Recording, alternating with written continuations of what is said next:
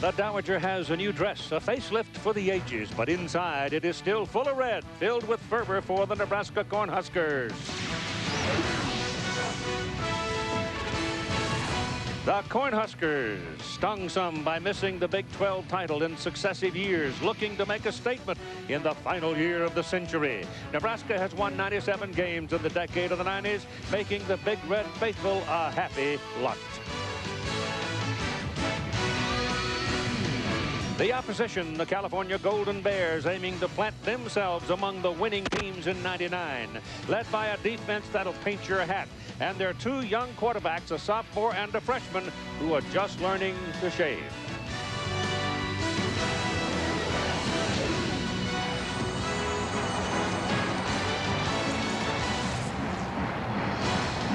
When they say go Big Red in this stadium, they mean it. Both California and Nebraska won their opening games last week over Rutgers and Iowa, respectively, and this matchup brings together two very good defenses. Hello again, everybody. I'm Keith Jackson, and welcome to the land of the red, the home of the Nebraska Cornhuskers in the capital city of Nebraska, Lincoln. Memorial Stadium today full for a 228th consecutive time. And we welcome for a 13th consecutive year here on ABC's College Football, the father of Brian Greasy, Bob. Welcome back. Short retirement, huh? Well, cowardice entered into it. I've never been unemployed before. Too many honeydews. With a redshirt sophomore and a true freshman at quarterback, California is going to be seasoned today by the Nebraska defense. Where are the Bears going to get offense? Well, this offense last year was one of the worst in the nation. Tom Homo, the coach of the Cal Bears, told me that a defensive back by the name of Deltha O'Neal is his best player on the team. Last week, he ran back an interception, 75 yards for a touchdown. He took the opening kickoff, 50 yards. He's a defensive player that hopes to get 15 to 20 plays on offense. He needs to play well on offense and special teams to help this team win today. So more and more players are showing up both ways these days, aren't they? Sure.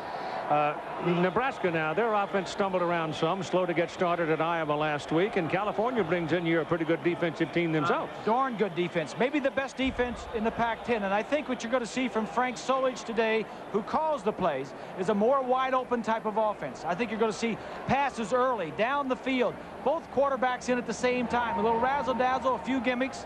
He's going to open it up here in the home opener. So today we've got a pair of old-timers in the annals of college football. California's been playing the game for 117 years. Nebraska for 109 years.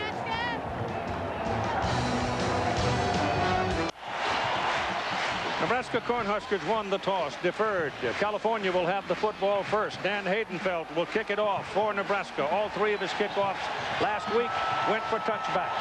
The deep people for the University of California are LaShawn Ward, 24, Deltha O'Neal, number 8. O'Neal is the man they want to get the football if Haydenfeld doesn't kick it beyond the field of play. That's a deep one. It will not be returned. It'll be California ball, first down at the 20 on a brand new playing surface here at Memorial Stadium. More on it from our sideline reporter, Todd Harris. Well, Keith, it may look like grass. It may actually feel like grass, but it's not. It's a synthetic turf.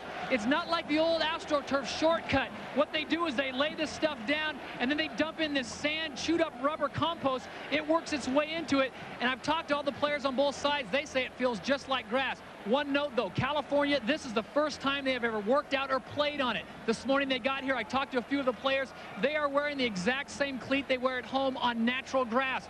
Coach Frank Solich and Coach Charlie McBride, good sports they are. They called Coach Tom Homo and said, do yourself a favor, bring 2 pairs of shoes just in case. Back to you, Keith.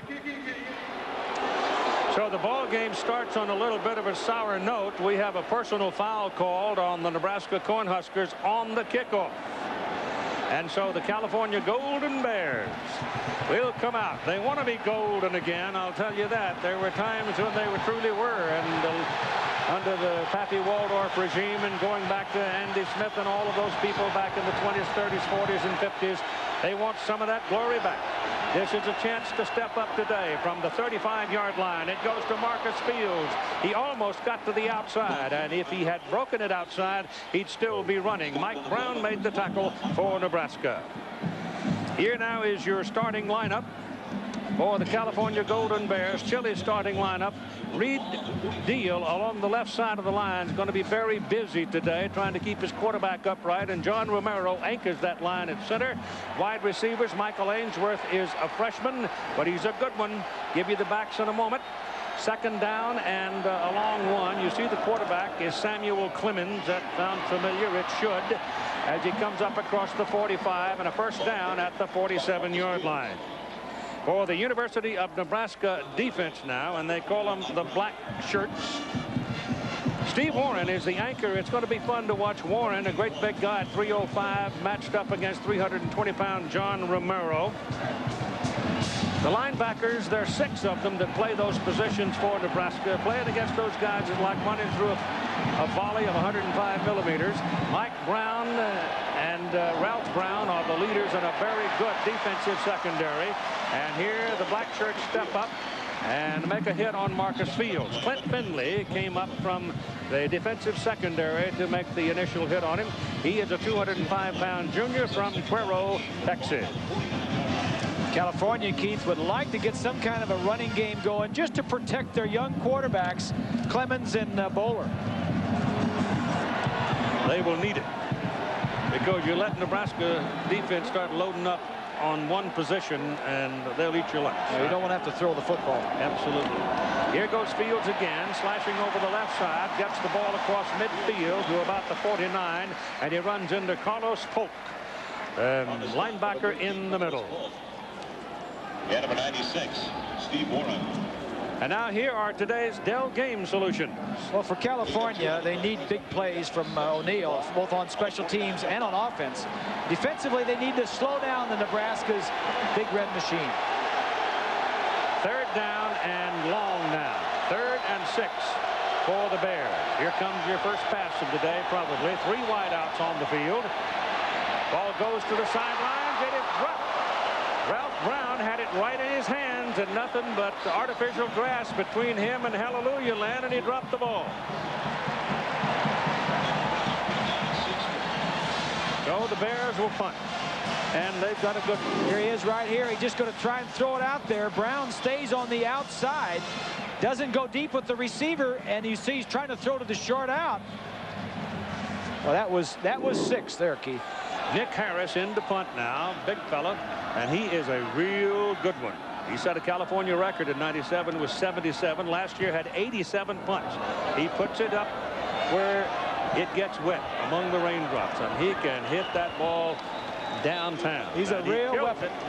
A real weapon. Kills it down around the 6-yard line, a 43-yard punt and no return.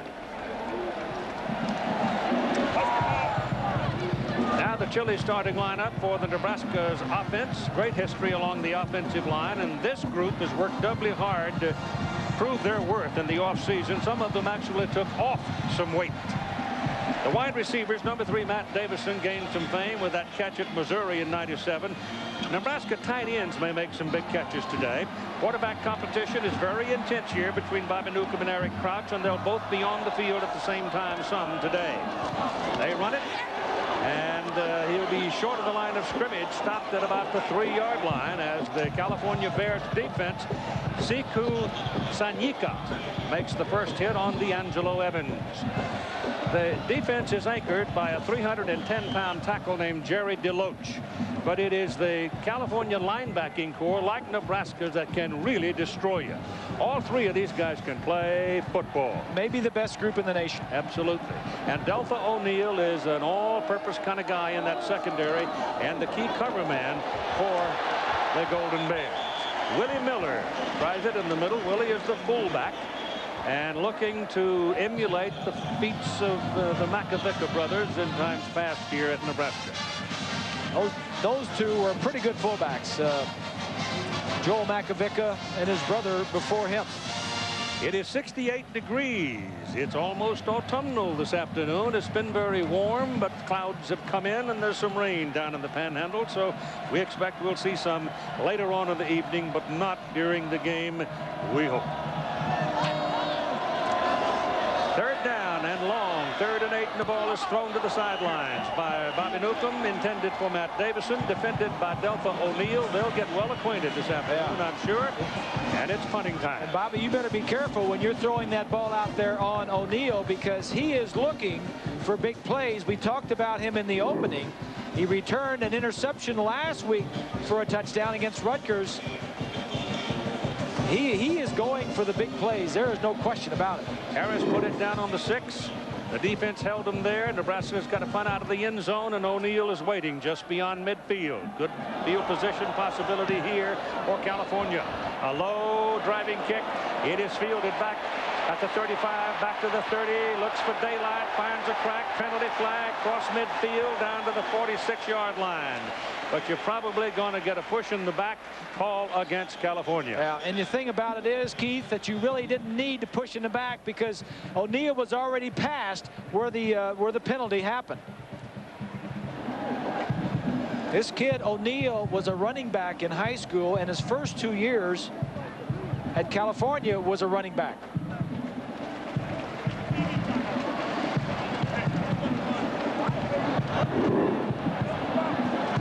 You look at the bottom of the screen right there. That's the wide receiver, Ainsworth, number 3. First down, California. It's an all Big 12 officiating crew. The referee is Terry Turlington. So we've got our britches dirty now, and we're getting ready to play some serious football.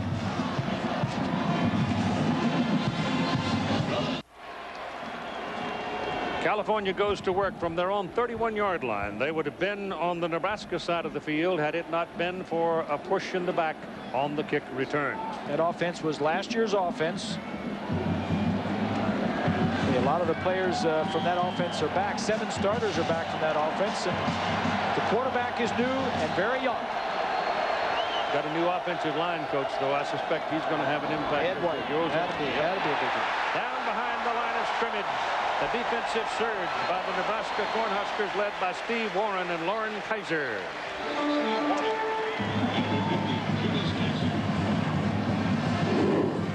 There's a look at the pit from behind. Polka's 13.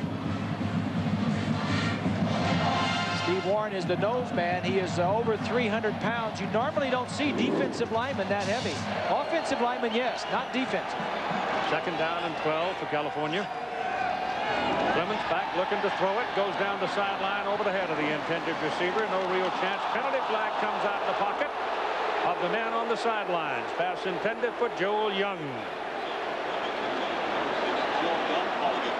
Let's see if aggressiveness is going to be foiled here.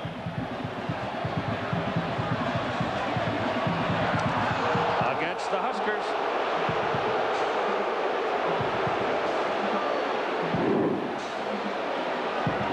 Look at the protection. Well, I didn't see anything there. The ball wasn't catchable. Well, they still had to say something. The only thing that they could call there was the defensive back cutting off the path of the wide receiver as he goes downfield. Just outside the 44-yard line. 1st down and 10 for California. Clemens rolls, play action, passes away. Pass is caught short by Ainsworth. He's inside the 45 and down at about the 43 before Craver makes the hit for the Huskers. Field turf, they call it. It's artificial, not quite as firm perhaps as Mother Earth, but a very comfortable surface to play on. This is what Nebraska did last week against Iowa. Defensively allowed no points and only 8 first downs. And this is 1st down Bears at the 43. Clemens hands the ball inside the Fields. Fields is 6'2" and about 215 pounds. A junior out of Stockton, brought down by Tony Ortiz and Steve Warren. Those 2 defensive tackles in there for Charlie McBride's Huskers are really controlling the middle. Warren and Kaiser had big days last week and continue to shine today. And there's a look at Charlie. There's another one that's going to retire. Every time I see him, he's going to retire. Yeah. You guys are talking about retirement. You know, nobody believes you anymore. 2nd down and 10. Ball is caught. Michael Ainsworth, who's a pretty good-sized receiver, 6'1", 190, a redshirt freshman out of Monrovia, making the catch, and they can move the chains again. Tonight on ABC, primetime college football, the UCLA Bruins will be at the Horseshoe in Columbus, Ohio. Bruins looking to get things going, but they're without 11 players suspended. Ohio State coming off a loss. There'll be some head knocking in that one. In the ACC tonight, Georgia Tech and Florida State. That's a game that will echo all year long in the ACC, and it begins at 8 Eastern, 5 Pacific here on ABC Sports as Marcus Fields carries again for California and picks up a couple of yards. Lauren Kaiser, number 91, again getting in there, deep penetration. These two defensive tackles are a load, both right around 300 pounds. Salim Muhammad, number 34 now, has come in at the tailback position for California. They've got a double wide at the top of the screen.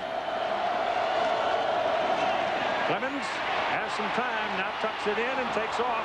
That's a pretty good run by Clemens, and he is close to a first down. He made 3 men miss him. Ralph Brown finally got him. That was a great move by the young quarterback Clemens. Last week, he only played 2 series, was pulled after 2 delay of games and a sack. This time, he looks downfield, doesn't make a big mistake, avoids a couple of tacklers, and does a nice job of getting up and almost picking up a first down. Joshua White had a pretty good block in there for him as well. So it is 3rd down now and short 3 and a penalty flag against California. Well, this is what got Clemens in trouble last week. He had successive penalties on delay of game, but that's not a delay of game. This is not a delay of game.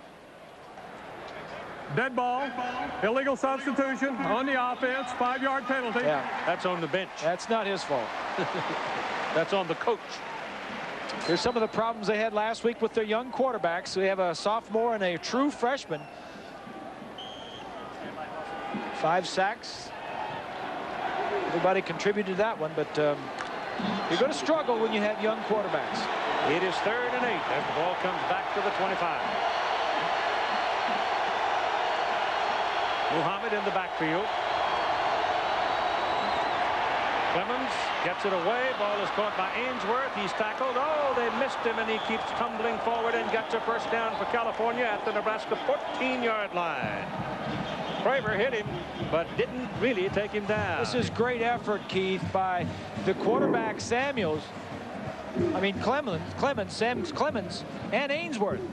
He goes down, breaks in, comes back to the outside. Now he's got to pick up the first down, avoids the first tackler and the second, and picks up the first down. Ainsworth has made 3 third-down catches for California, all of them getting first downs for them. So they're inside the 15, at the 14. Here's a penalty flag again. Thrown right into the pile, so somebody will probably hold it. Yep, and it's the offense. See, that's a killer. The penalty before this, the illegal substitution, made it 3rd and 8 when it was only like 3rd and 2 or 3. And now this one moves them back 10 yards further. The offense, 10-yard penalty, still first down. We mentioned earlier that this offense of California was one of the worst in the nation last year, and when you're trying to build that up, you can't hurt yourself and stop yourself going against a great defense like Nebraska. No, the black shirts don't need any help. No, they don't need any help. First down and 20 now for California. They spread them out with 3 wides, single back, and down goes Clemens on a sack. Back on the 31-yard line, Jeremy Schlechter.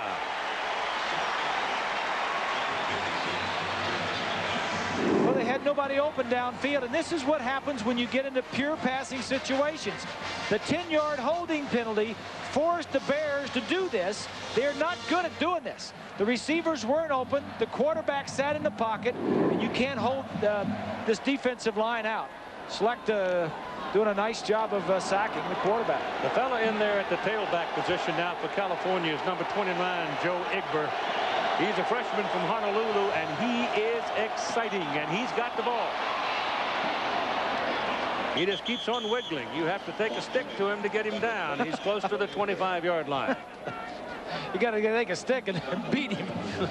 Charlie McBride yesterday, the coordinator for the Huskers, was telling me when he comes in the game, look for the draws. Exactly what they ran. They ran a draw play. He is exciting. He stops and moves. People say he looks a lot like Barry Sanders' style of running. Stop and go. They were looking for him, and he still got something out of it.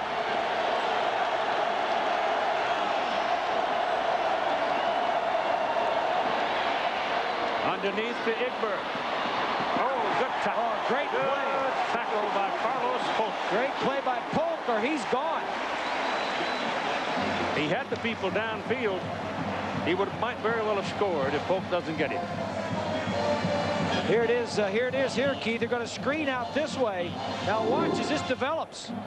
Look to the right side over here as it's going to develop. Slowly it's developing, but it's going to come. Little screen. Now look at all the yellow shirts, no red shirts over there, and Polk with his speed just gets over there and makes the play. 35-yard field goal try by Ignacio Brachet, and it is no good. The senior from Sun Valley misses from 35. So we've 5:16 to play in the first quarter, and we are scoreless in Lincoln.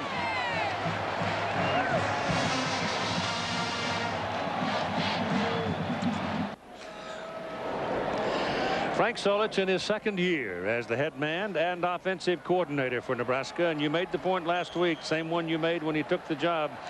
Succeeding Tom Osborne as the offensive coordinator is the real chore. Yeah. You got a feel for it. You got to get a rhythm for it, and it takes time.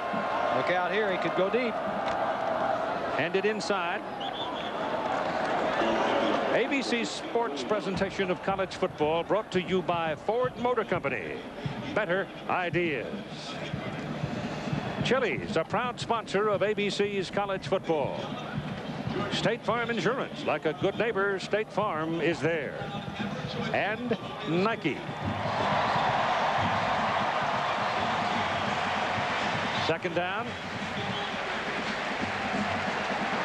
Keith, California has run 15 plays. Nebraska has only run 4. Took him to the sidelines, bounces the ball in front of the receiver, John Gibson. And now let's check in with our studio in New York, John Saunders. Keith, the Fighting Irish of Notre Dame coming off a very disappointing loss to Michigan here on your Win Your Way Burger King update, facing Purdue today. Jarius Jackson, who almost led the upset of Michigan, here takes off 15 yards for the touchdown, part of a 10-0 lead for the Irish. Still 5 minutes to go in the first quarter. Keith.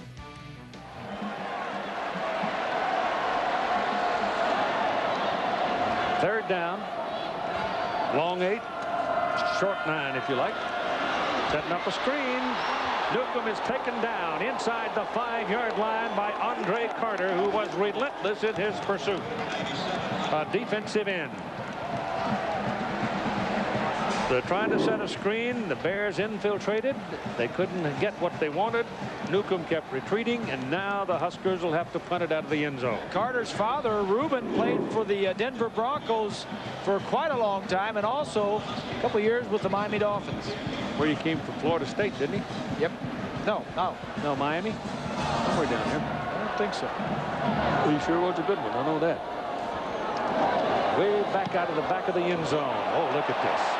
Holy smokes, what a punt. Bounces away from O'Neal. There will be no return. The ball is inside the 25-yard line. That is a 83 yards approximately on that punt. No, it can't be that. It'll be 73 yards on the kick. Dan Haydenfeld just had his career best punt, 77 yards for the record. From where he hit the ball, 6 yards behind the line of scrimmage, 83 yards. Well, and out of his own end zone, too. Wow. Some kick. It is Nebraska nothing and California nothing in Lincoln, and we have 3:44 to play in the first quarter. California with the ball from the 23-yard line. Give it away to Marcus Fields, and he tries the middle and gets something out of it, about 4, maybe 5. Julius Jackson, another of those 6 or 7 linebackers that play there for Nebraska, making that tackle. The old lady has a new look this year, some fancy. I mean, this is one of the great facilities for football in all the world. Now, after the remodeling, spent some $36 million. Athletic director Bill Byrne has really done some things since he came from the West. And you know what? It's virtually all paid for. That's, oh my goodness. He is lucky to get that back. Chris Kelsey. Boom. Kelsey may have knocked that down. He may have knocked down an interception because the corner was sitting all over that one. Craver was just sitting there waiting for it, wasn't he? 22, Ralph Brown is over here on this side. He's there, you see right there, Ralph, at the bottom of your screen. Those short outs on Ralph Brown. He's one of the best corners in the country. Art Callop down on 3rd down and 5. Clemens lets it go to the sideline. Good pass, but the defender got a hand in there and spoiled it for Joel Young. And the guy defending on the play is number 50, a linebacker, Julius Jackson. Well, Jackson had the underneath coverage. He was just kind of trailing him.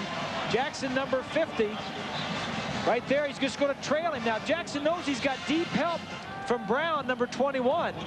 He does a nice job there. When the receiver goes to catch it, he sticks his arm out. Big play. Nebraska people can run. You can't play football here if you can't run, no matter what your position. Low snap. Harris gets it out all right. Didn't get all of it. It's kind of wiggling down the field. And look at this. DeJuan Gross spinning away to the inside. Gets a nice return out of it. And the ball comes up near midfield. 36-yard punt and a 13-yard return.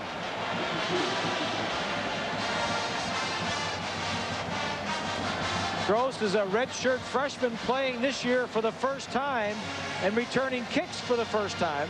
This is the best field position by far for the Nebraska Huskers. And they come up without a huddle. Come right off the sidelines and right to the ball at their own 49-yard line. No score in the first quarter, 2:50 to go. Newcomb gets pressure. Got him back at the 42-yard line. Tuesday, September 21st. It's the most shocking Dharma and Greg you'll ever see. We suggest you don't miss the season premiere Tuesday, September 21st on ABC. They'll give him out to the 43 on the spot, where they will have it now, 2nd down and 16. The defensive line for California is dominating the offensive line of scrimmage right now. Coming down the line, a little play action, not going the other way. Newcomb's got some open field. He can run. He's got Nebraska's first down of the day. And there's a penalty flag following the play.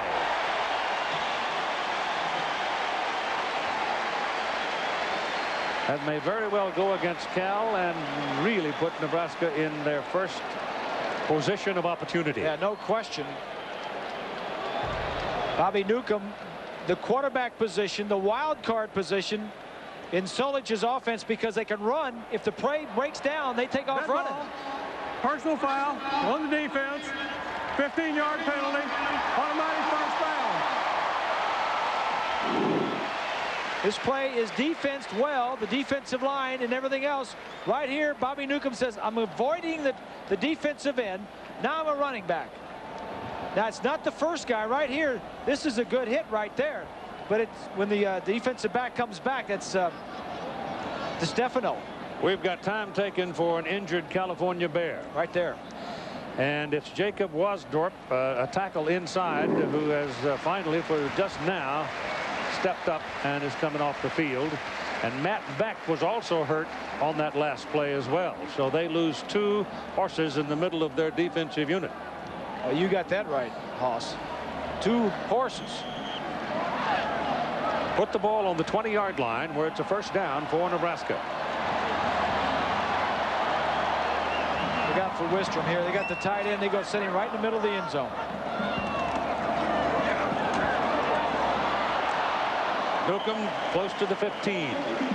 Well, you know, DeStefano likes to play, the free safety likes to play around the line of scrimmage, and he leaves center field open. All the safeties were up the line of scrimmage. Deep middle was open. I don't know how much freedom the offensive coaches for Nebraska give the quarterbacks, but if they had a checkoff to get somebody in the middle of the field, it was there. Juan Jimenez, a junior out of Los Angeles, is in at that middle line, that linebacking position for Beck right now. They're looking at Beck's foot, just short of the 15-yard line for Nebraska. Their first real threat of the day. And this is Newcomb keeping and being dragged down from behind by Sanyika as he gets to about the 12-yard line.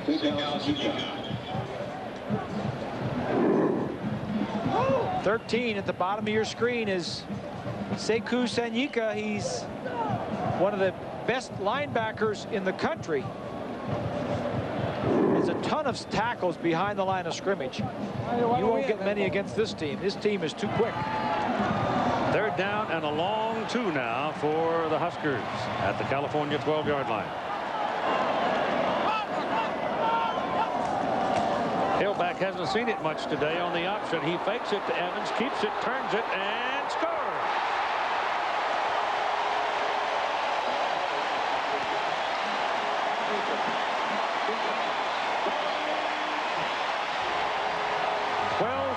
Touchdown run for Bobby Newcomb.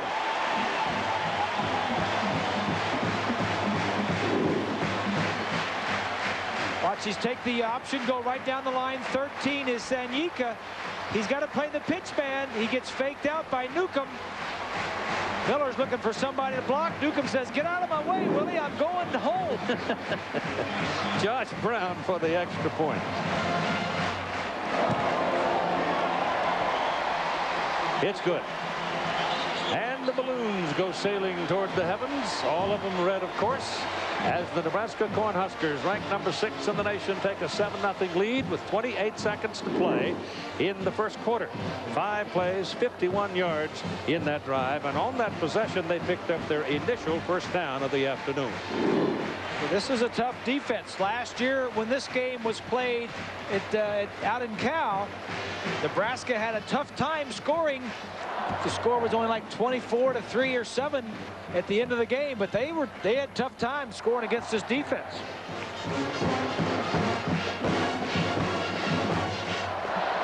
There's a look at Eric Crouch. I'm sure he got the call. The first 3 series belonged to Bobby Newcomb.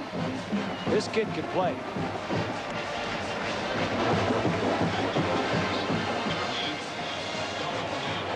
Here's a look at a comparison of last week. The big thing last week, the turnovers. Bobby Newcomb had 3 turnovers and Crouch didn't have any. Newcomb had a lot more plays, 51-18. California's got to watch out now that Nebraska doesn't build up a big head of steam. This is O'Neal. He's dangerous. And he's out across the 25 and tripped up. Otherwise, he'd have had another 10 or 12 yards. He is excitement. He can run and he can make tacklers miss. 17 seconds remaining in the first quarter. Keith, I think it's interesting that when Steve Mariucci was the coach here at Cal several years ago, that Deltha O'Neal, Mariucci was an offensive coach. Deltha played offense for 2 years. When Tom Homo came in, who's a defensive coach, he moved O'Neal over to defense. He says, I want you on my side over here. Marcus Fields is the deep man. Joshua White in front of him, and it is Fields with the ball. Penalty flag. May very well have another holding call coming up here. Fields brought down on the play. Yep. O'Neal wants to play some offense, and Steve Hagan, the offensive coordinator, would like to get him like 20 to 25 snaps per game on offense. Banged up his thumb last week a little bit, so we don't know exactly how much we're going to see of it. Still first down. A moment with Todd Harris.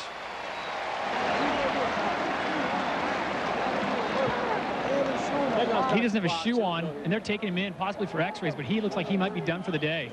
That's Matt Beck that Todd's talking about. Audio came up late, but Beck, number 99, is leaving the field with his shoe off, and Todd may very well be right. that Matt Beck has done for the day. Boy, is that loose. Yeah, he's the leader of that defense. So we've played one in Lincoln, and after 15 minutes, it's the home team. Nebraska leading California by a score of 7-0.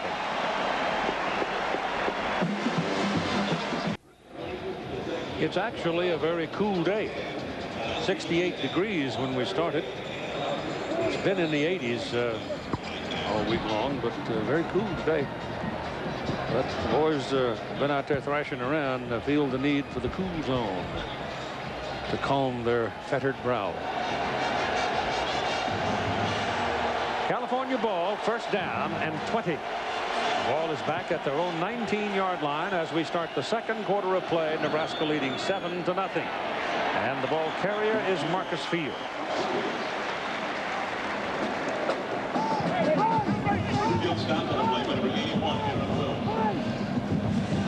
He has a gain of a couple of yards on the play to make it second down and 18. The crowd today is a record for Memorial Stadium. The stadium was expanded from 72,700 to 74,031. And the crowd today is 77,617.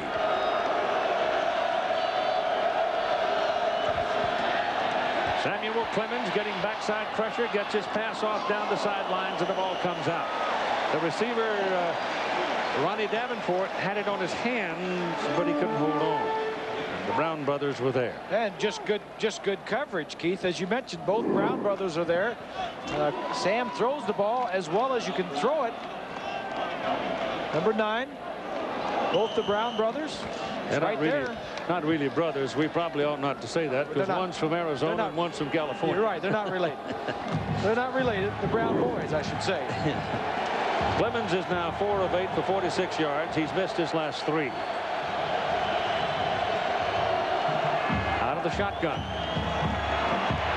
Quickly away down the middle. It's bobbled and finally caught by number 87, Brian Surgener, the tight end.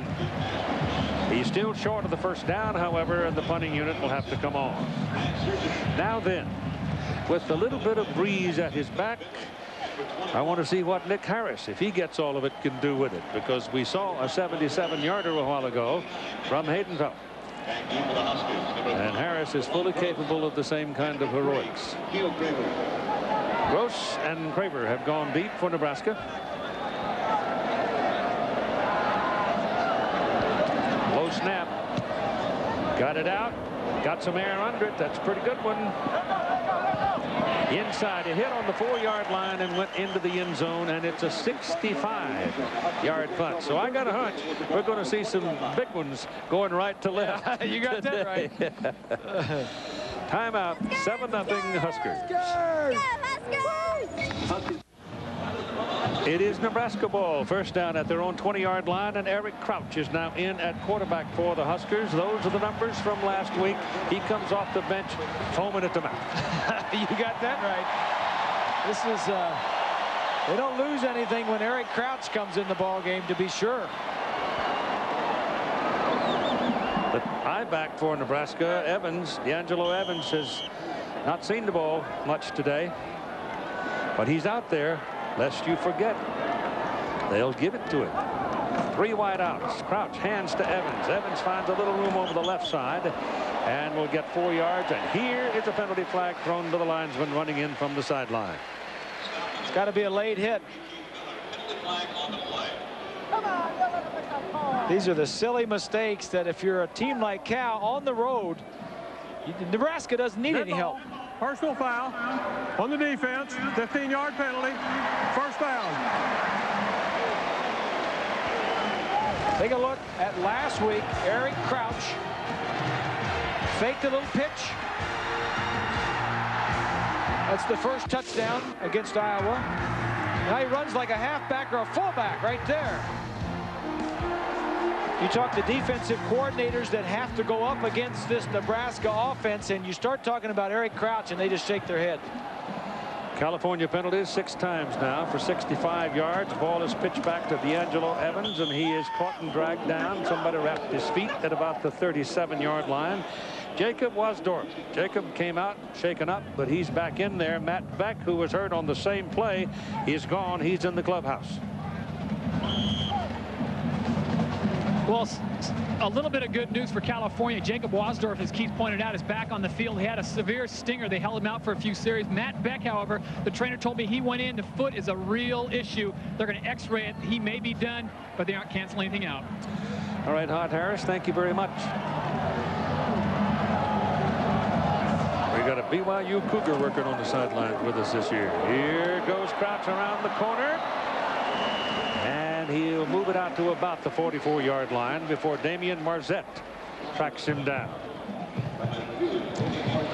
Now time for the Aflac trivia question. This week let's see.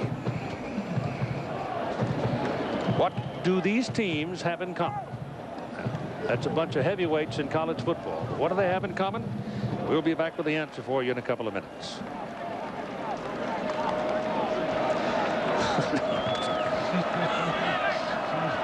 43-yard line, 3rd down and 5.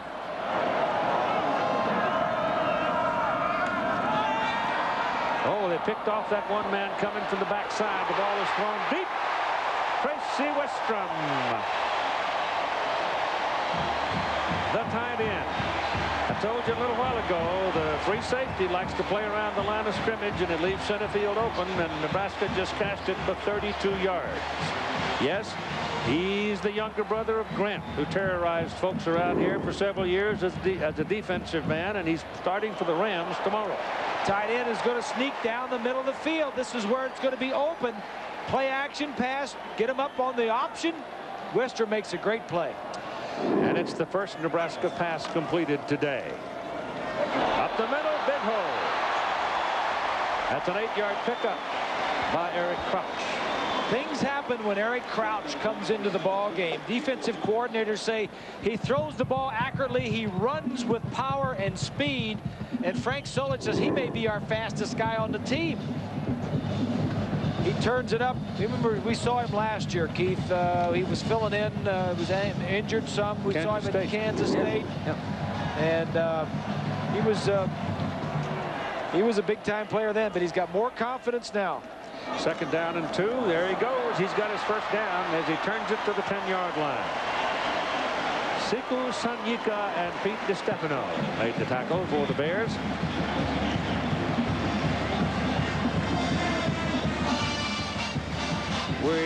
We have Crouch in the game for his first series now for Nebraska. We're anticipating that we'll see Kyle Bowler pretty soon because he's down on the sidelines warming up now. He does not, however, have his hat on. Bowler, the true freshman quarterback from California, their biggest recruit in almost, what, 2 decades? Well, he's certainly been hyped. I know him. He's from Newhall Art High School, and he was a terrific player, the California State Player of the Year. The ball to the corner. It's got to get a flag. That'll get a flag. Chidi Inwomu ran into Tracy Westrom. Westrom was there, and Inwomu went over and banged him, and it actually, in this case, probably a good penalty because Westrom was in there for 6 points.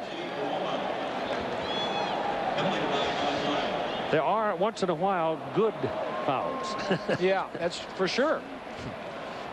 Well, he had a choice of guys who could have hit. He had 2 guys open. One, the opposite. He's going to get. This is one receiver, and the other guy is going to be in the middle as he comes down. The option comes this way and holds the defensive backs. It's going to go down, and they're both going to break. If you can stop it right here, you can see this man is open more so than the man that he threw it to. Yep. So it is 1st and goal now. Nebraska at the California 2-yard line. There's the play, and you see that's an easy one. I could call that. Well, you got your laundry with you? Yeah, I thought it just in case. They stack him up in the backfield, and the ball is kept by Crouch, and he is stopped short of the glory land by Keith Miller, who's come back from injury. Keith Miller's a very good football player. He was the leading tackler in the win last week against Rutgers. He's like, you know, he's the 3rd guy, those 3 linebackers in there, Beck and Sanyika. He's the one that gets the none of the notoriety or no publicity or anything. He's like Mac Morrison for Penn State. Penn State's got a great group of linebackers. They do.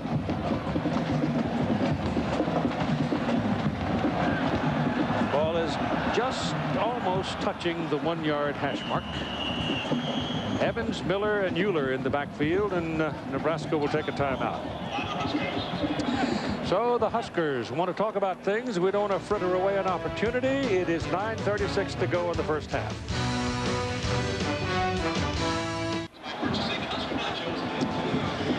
Sean Applegate. Now, you might want to keep your eye out there looking for number 82, because he set himself up in the backfield. He's that middleman in that stack. See what they do with him. Coming down the line on the option right. Quarterback keeps it, sticks his head in there, and didn't make it. He did not get there. He's not down yet either. No. This is a tough kid. Last week he ran over a defensive back. This time he ran into a couple of linebackers. Delta O'Neill and Jacob Wasdorp are the primary people in making the stop. This is just a quarterback keeper. He's got the ball tucked away. There's Miller right there. Yep, Miller. He's still fighting. He ain't down yet.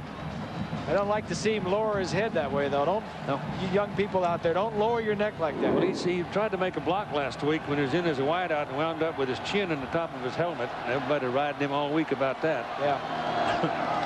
On third down, his quarterback keeper, and this time he gets it across the plane. Wasn't easy, but he found a way. Yeah, it wasn't initially, but his second effort found a gap.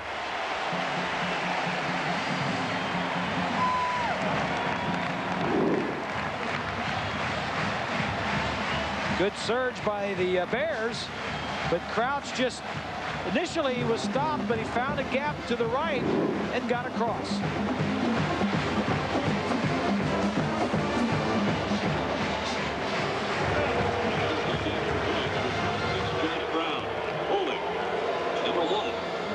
Both Newcomb and Crouch now have a rushing touchdown for Nebraska. The Huskers trying to make it 14-0 on the extra point, and they do. So with 8 minutes and 44 seconds to play in the first half, it's 14-0 Nebraska. ABC Sports presentation of college football brought to you by the new Chevy Silverado. It's not just any truck, it's the truck. Bud Light, for the great taste that won't fill you up and never let you down, make it a Bud Light. The Water Boy, touch-tone home video scoring with outrageous bonus footage. And when you have it your way, it just tastes better.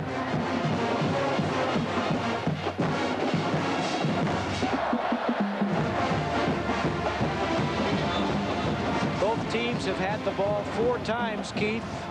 Nebraska has scored on their last two touchdowns. California has been 3 and out on their last 2 possessions. Touchdown for Newcomb and a touchdown for Crouch.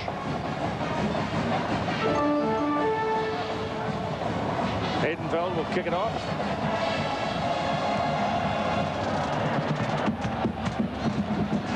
Ward settles under it at the 6-yard line. Oh, that's a pretty good return. He brings that thing out across the 35 to the 37-yard line before Taylor Gibbon finally brings him down. So with a 14-0 lead for Nebraska, California gets an opportunity to start from pretty good field position at the 37. They've not been able to maintain any consistency in their attack so far, and as they come onto the field at quarterback, it is still number 5, Samuel Clemens, the redshirt sophomore. Tom Homo did say that the other quarterback bowler would play. I think he's just going to let it go. If Clemens is continuing to play well, he'll go with him. And at 14-0, you're still hanging around. That's a pretty good run by Fields. He gets it across the 40 out to the 42 and picks up almost 5 yards. The good thing about the Cal running game is it's just barely good enough to make some first downs and to keep the Nebraska offense off the field, and it takes some time off the clock. If he was dropping back and throwing the ball down the field to try to make some big plays, they'd be 3 and out very quickly. Marcus Fields now has had 10 carries for 28 yards in the ball game. Got it again. Oh boy, I'll tell you, he ran into trouble that time. Big old number 48, Jamie Burrow, just stood him up and stopped him. Number 81, Aaron Wills. And number 48. All right, now the answer for your Aflac trivia question. It's an offensive question, by the way. Offensive. You got to think offense. What is the answer? They have 2 quarterback systems. In other words, they have 2 quarterbacks in competition for the starting job. Nobody has ever won a national championship using 2 quarterbacks, and they'll be talking about that. John Saunders and Terry Bowden had during halftime. So timeout is called by California. So they've got 2 remaining. Both teams now have 2 times out remaining at 7:19 to play in the first half.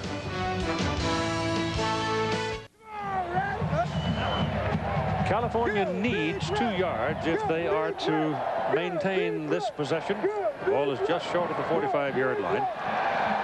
Samuel Clemens stays in there at tailback.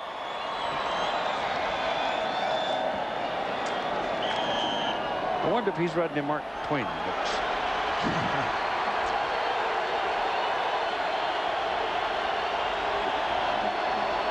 Ainsworth, the man in motion. Batted up in the air and intercepted. Mike Brown made the interception. Steve Warren slapped it into the air. And it's turnover.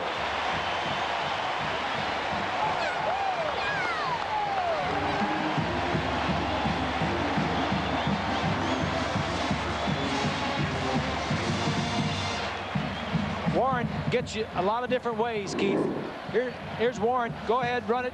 Steve Warren, 96, beats his man, sees what's happening, does the next best thing he can do by getting up, knocks it in the air, and Steve Warren is responsible for this interception. Great play. And the Huskers are operating now at the California 47-yard line with Bobby Newcomb back in at quarterback, and the ball is thrown deep down the field and incomplete. Threw it too soon. And he threw the ball for Eric Crouch, who was in the ball game at wide out, was going to the outside. The ball drifted back inside, and you're right. If he'd have waited, or if he could have waited. Yeah. This is what we were talking about early in fact, in the opening. They have 2 quarterbacks in the game. Crouch is in the game, and the pressure on the quarterback. See, Crouch breaks back to the outside. Newcomb thought he was going straight down the middle. Bobby didn't have time to wait because Juan Jimenez was all over him. So that's a gimmick right there. 2 quarterbacks in the game. They came out. They didn't show it. They went right to the line of scrimmage.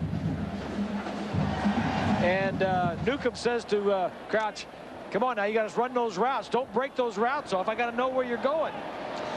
There was a flag on the field, if you saw it. That was a sideline warning to the Bears to get back away from the edge of the field where they had too close, according to the rules. And that time the California defense stands up Newcomb and bring him down after about a yard pickup.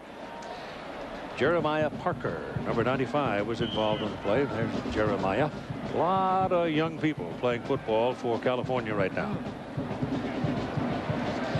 You got to build a foundation. You got to take the young ones and let them grow some whiskers, and that's what they're doing. Well, you're right, and you got to let them play. There's Lyle Sitton on the left side. There is done a very good job, and sometimes you got to let the freshmen play if they're good enough. Newcomb brought down. That's a pretty good defensive play by Andre Carter right there. He's a junior out of San Jose. Well, this Cal team can get after it. Defensively, they had 17 tackles behind the line of scrimmage last week against Rutgers. And 7 sacks, so they get after it pretty good.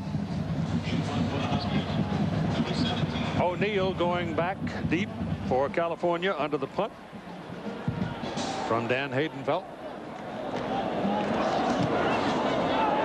A lot of air under it. Fair catch call at the 12-yard line.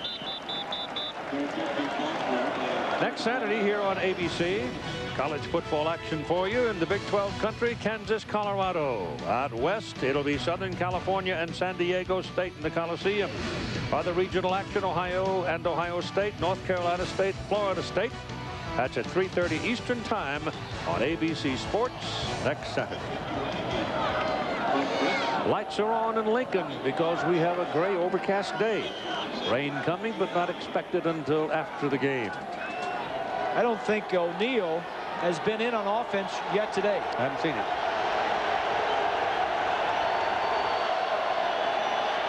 Time to throw, and throws off the hands of Marcus. He had tons of room. If he would have caught that, he had tons of room to run. Number 37 was the man in coverage, Tony Ortiz, a linebacker running with a running back. Now that theoretically should be a mismatch, but not always in the case of Nebraska linebacker. There is nobody around him. If he catches this ball, number 19, the free safety there, Finley, is the closest guy, and he was on the other side of the field. But it is 2nd and 10. This time Fields has no room, nothing, and we're off to John Saunders in New York. Keith, Notre Dame and Purdue, and Notre Dame has moved the ball nicely here. They stop Purdue, and Danny Rogers going for the punt. Tony Driver with the block. And this would set up Jarius Jackson's 2nd touchdown of the day from a yard out. But now the Irish leading at 16-7. Keith.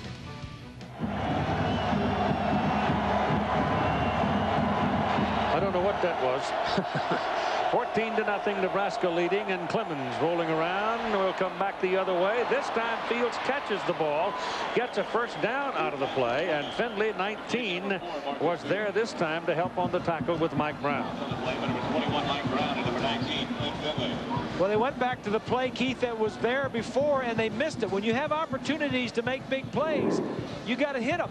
Right here, he's going to come over this way. This is the same opportunity that he had earlier. See how open he was?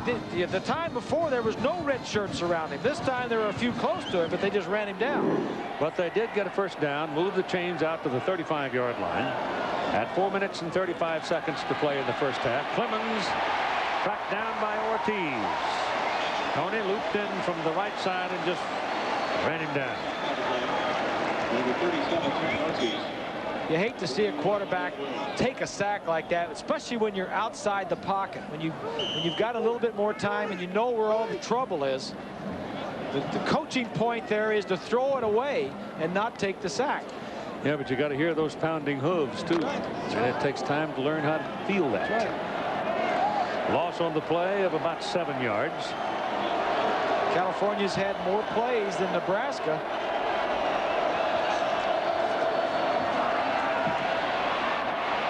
Big down the middle of the field.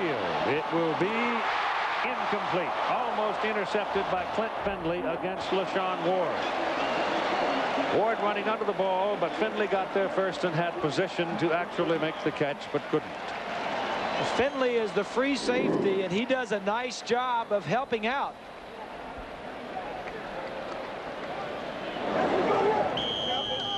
Deep middle, you're supposed to be back there helping your corners, and he is.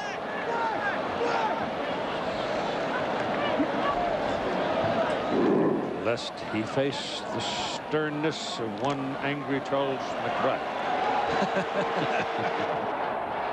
Joe Igber checks into the ball game now for California. Draw. Goes in motion. He's out of there. Screen. Throw inside underneath, and it's almost picked off. It was bouncing around and finally fell to the ground, and California will have to punt it away. I'll tell you, when Igber comes in, there's 4 red shirts following him around because they know he's going to get the ball. He's a true freshman. He probably only knows a few plays, and they try to get it to him. Harris has had punts of 43, 36, and 65, and he's still got the wind at his back. Let's see how he roots it this time.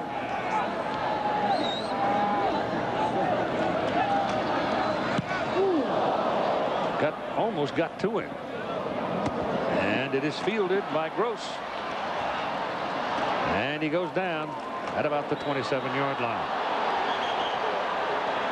And ball come out? Ball come out. And California covered it. But where are they going to make the mark? Are they going to put him up there at the 27-yard line?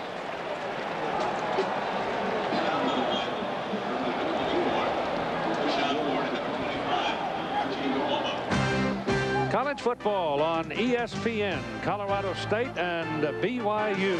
It begins with Thursday game night presented by Gateway. Colorado State made some news last week, thrashing the Buffaloes 41-14. And the BYU Cougars made some noise by beating the Washington Huskies in their last possession. It's a Mountain West matchup next Thursday on ESPN at 7:30 p.m. Eastern Time. Eric Crouch now is in there at quarterback. Dan Alexander, the big back, is in at the I-back position, has the ball. Had a bit of a sore knee earlier, but he looks all right now, and we'll go to Todd Harris on the sideline. Well, Keith, moments ago, Matt Beck, the linebacker, came back out on the field. Unfortunately, he is in a sweatsuit. They wouldn't say if he's done for the day or not, but that's a pretty good indication that he's not going to be back. They say it's just a sprained foot. They're going to be very cautious with him because he does anchor on that defense. The defense right now, they're really focusing on the safeties and corners. They feel like their up front men and middle men are containing Nebraska. It's up to the safeties and corners to turn it into the middle. If he lights a cigar, Todd, we know he ain't coming back. Well, anytime you hurt a foot, that's pretty good sign you're not coming back. Right. Down the middle. Got him open. Nobody within 30 yards of it. It's Tracy Wistrom, and it's touchdown Nebraska. 70-yard play.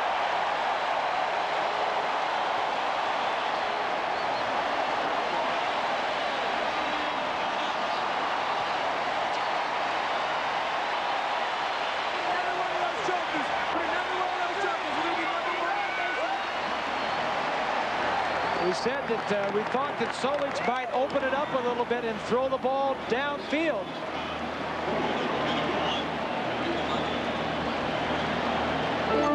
And he certainly did it there.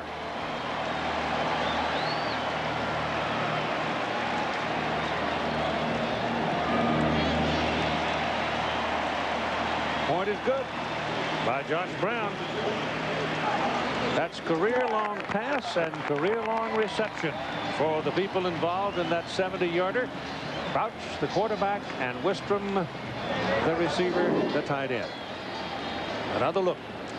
Here you go, the safeties. DeStefano is right here, and the other one, the two safeties are blitzing all the time. Here's Wistrom straight down the field. Crouch shows the option. First down play, good call right down the middle of the field. Nobody close to Wistrom. You don't get them that easy. I mean, that's like practice stuff there. Well, those safeties, I mean, if the quarterback sees both those safeties up there. Oh, yeah. Well, that was part of the game plan, because the two safeties, Marzette and DeStefano, really make a lot of tackles. So they hit, especially the option teams, sneak the tight end down the middle of the field. Crouch has got a pretty good percentage of series in the ball game and touchdowns scored. That kick is bounding and staying in bounds, and the Bears have to return it. It's O'Neal coming.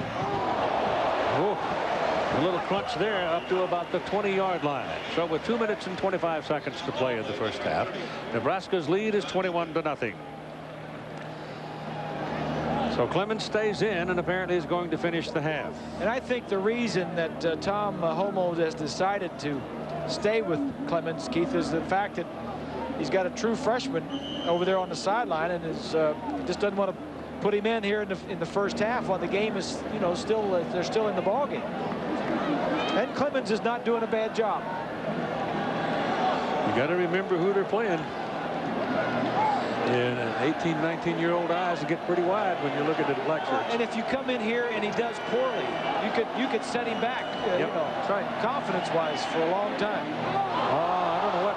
I guess they were trying to set up a screen, but that's dangerous there. Marcus Fields was buried. He had no way in the world of getting his hands on it because there were 5 red shirts. That may be the poorest decision that Sam Clemens made all day right there. Should never have thrown that ball. Just because it's a screen and you drop back and you throw to an area, it may not be there, so you have to wait and see. There was nothing there except red shirts. Clemens is 6 of 15 with 84 yards and an interception. Steve Hagan is the new offensive coordinator on Homo's staff. Came over from San Jose. There's a penalty flag across the way as Joshua White carries the ball. Hagan, he's a quick trigger guy. He's a very emotional coach, and he has no problem of setting somebody on the bench. and put somebody else in.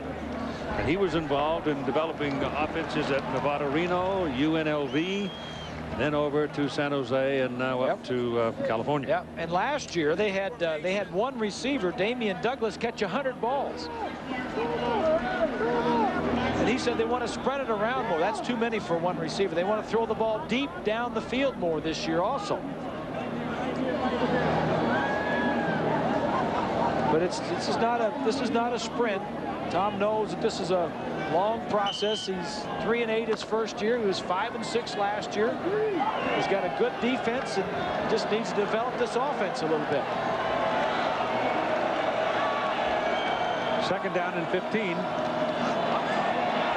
Better hurry.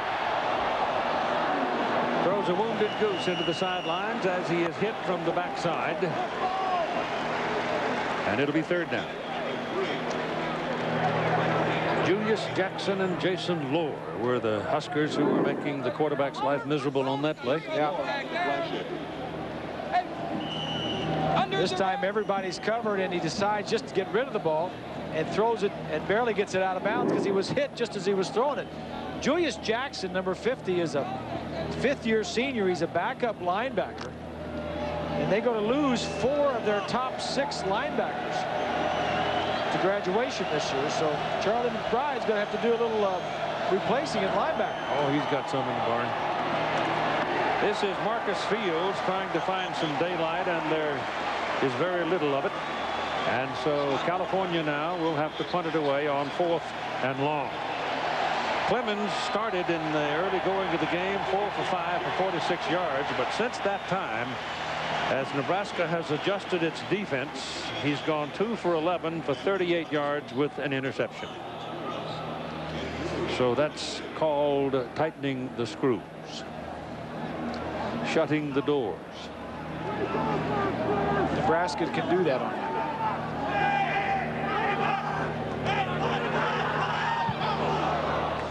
Low kick, returnable. Craver.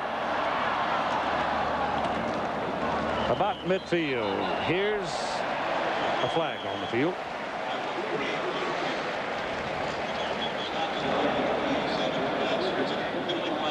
This could be another late hit. Big 12 crew, we told you. Terry Turlington is the referee. Pushing the back. So let's check in with John and Terry and see what they're going to do at halftime. Coming up on Valvoline Halftime 99, scores and highlights including number 2 Penn State in some trouble and major baseball news as well. And I'm going to take on the NCAA Rules Committee. It's all coming up on Valvoline Halftime 99.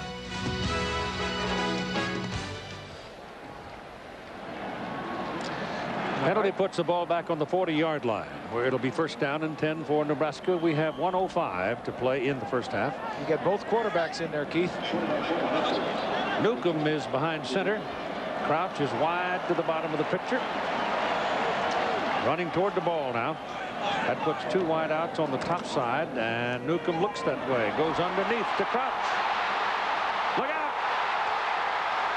On his way! Touchdown!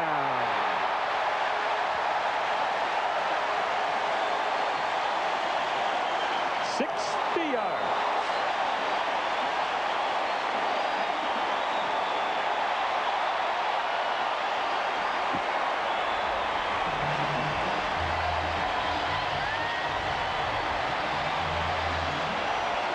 Sentence 6 said you have to be careful. If they get going, it's like an avalanche. They'll bury you. The more you watch this offense, the more it seems to me the big play guy is Eric Crouch. They're trying to get the ball to Eric Crouch. So we won't have any more yipping in the media about the competition at quarterback. I think Eric's getting all the playing time he wants. That's right. This time he lined up at flanker, went in motion, and then ran a screen. He's going to come across the formation. The offensive line is going to come down, and he's going to just take a little short pass. And the offensive line, Sherman 63, Rayola 54, get downfield and make some blocks. And it looks like Crouch almost ran out of gas there at the end. Come on, legs, just one more step. Yeah. Please, please, please. Well, we kind of knew something was up yesterday in talking with some of the coaches when both the quarterbacks were going to be in there. Raiola, 54, is a big part of that offense. He's a center. Turner, Gill, Crouch. 53 seconds to play in the first half, and Eric, in conversation with us, said that it was not true that he ever considered quitting the football team. He was just disappointed. And he went home. Well, think about it. And rightfully so. I mean, if you were in a competition and they chose the other guy, you'd be disappointed too. But you know, I don't believe in it's a controversy. I think it's a competition. I agree. I mean, it's particularly these two. Oh, sure. Controversy is made by the media anyway. Yeah, that's their word. That's right. There's no controversy amongst the players or the coaches. Nebraska's total yards now beginning to mount. They have 46 running, 2 touchdowns, and 162 passing and 2 touchdowns, and they're leading by a score of 28-0. And California tries to run, get a little bit out of it, and they will. But I think the Bears are going to the clubhouse now without taking any more chances or giving Nebraska any more opportunities. Well, they're deflated. The strongest part of this California team was their defense, and they've had touchdowns scored against them on 4 of the last 5 possessions by Nebraska.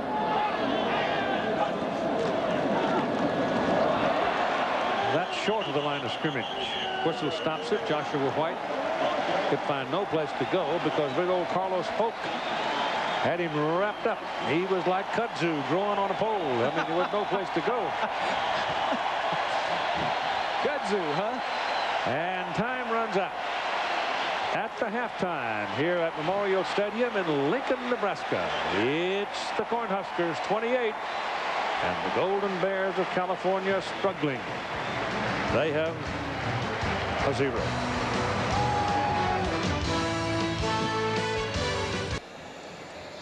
We're at halftime here in Lincoln at Memorial Stadium, and it's 28-0. The Cornhuskers are leading in a ball game that started at a relatively even pace, and then boom, a fella named Eric Crouch stepped up and made some plays. It's been the Eric Crouch show. He has come in and he's run for a touchdown. He's passed for a touchdown, and then he received a touchdown. It was unbelievable the way the quarterbacks for Nebraska seem to be the focus of attention now and not the I-backs. Well, Newcomb got the first touchdown on a 12-yard run, and he looked more like an old-fashioned tailback out of the single wing doing it. And then here comes the Crouch story. It's the wide receiver screen. Crouch lined up, went in motion, and then came back and got it in the end zone. Now, on the previous possession, Eric Crouch had thrown a 70-yard pass to Wistrom. Here's a look at the touchdowns scored this season. Newcomb has scored 5 touchdowns, been a part of 5. And Crouch has been a part of all the others. 6. Yeah. And the tailbacks are not the focal point of this team this year. It's been Eric Crouch and Newcomb, and in particular Crouch. Crouch had a big game last week. The Morgan Stanley Dean Witter first half stats read this way. Nebraska passing for 162 yards on 2 big plays, a touchdown pass to Wistrom and then 1 to Crouch. We said in the opening that Frank Solich was going to try and open it up with some big plays using both quarterbacks, and we've seen that in the first half. One of the misleading stats of all time can be time of possession, can't it? Yeah. Well, that's when Nebraska scores 28 points, that means when they score 28 points that quickly, that means they're not taking long to do it. A record crowd of 77,617 in the stadium today, and down on the floor of this great big old bowl is Todd Harris. Thank you, Keith. The word from both coaches. Frank Solich feels pretty good, not overconfident. He just feels good. A few big plays, obviously involving Eric Crouch and Bobby Newcomb. He feels good about his offense and his defense. For Cal, however, Tom Holmoe says, you know what, we're not out of this. He says just a few misreads by his safeties and corners, and they're back in it. You give them that missed field goal, then possibly that touchdown that Polk brought down. Who knows? Bad news for them, however. Matt Beck is done for the day, and there may be some more problems on the offensive line. A few stingers taking their toll. Back to you, Keith. All right, Todd, thank you very much. Let me ask you one more question. You heard anybody say anything, or what's your feeling as you've been down there of this new surface on the stadium? Is it holding up all right?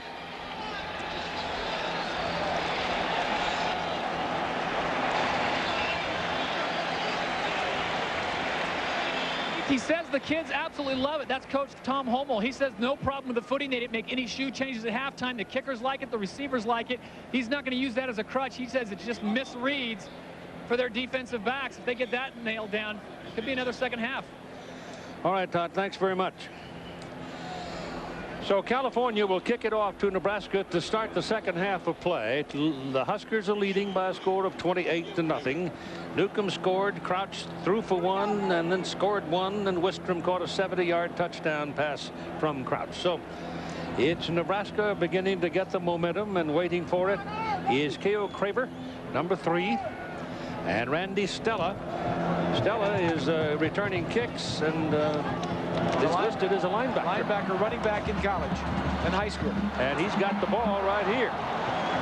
And out to the 25-yard line. So Randy Stella brings it out for pretty good field position. There's the record crowd we were telling you about.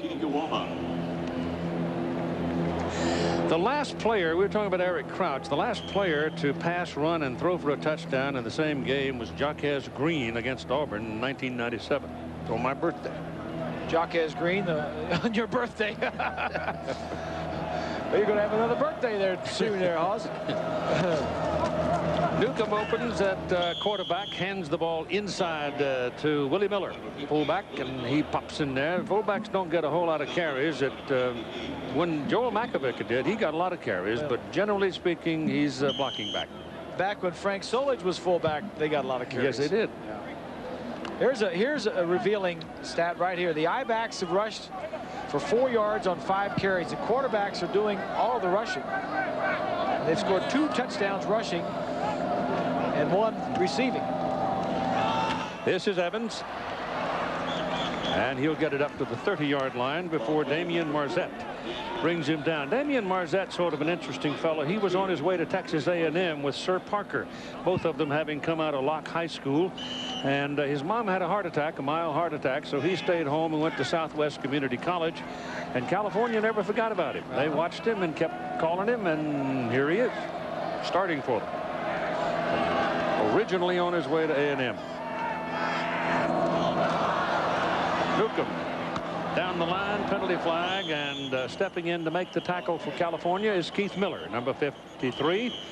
And we've got Delta O'Neill hobbling off the field, coming across midfield. So he was down deep, and something happened, so he's dragging a foot or an ankle. But now looks like he's going to be able to walk it off and stay in. But for a moment, he was hurting pretty bad. Now he's coming out. They've already lost Matt Beck, who was one of their principal performers on defense, an inside linebacker. And now O'Neill has come limping off the field. Offside on the defense. Remains third down. Put the ball on the 35-yard line. And it's just very close to a first down. Probably a foot. Maybe not even that much.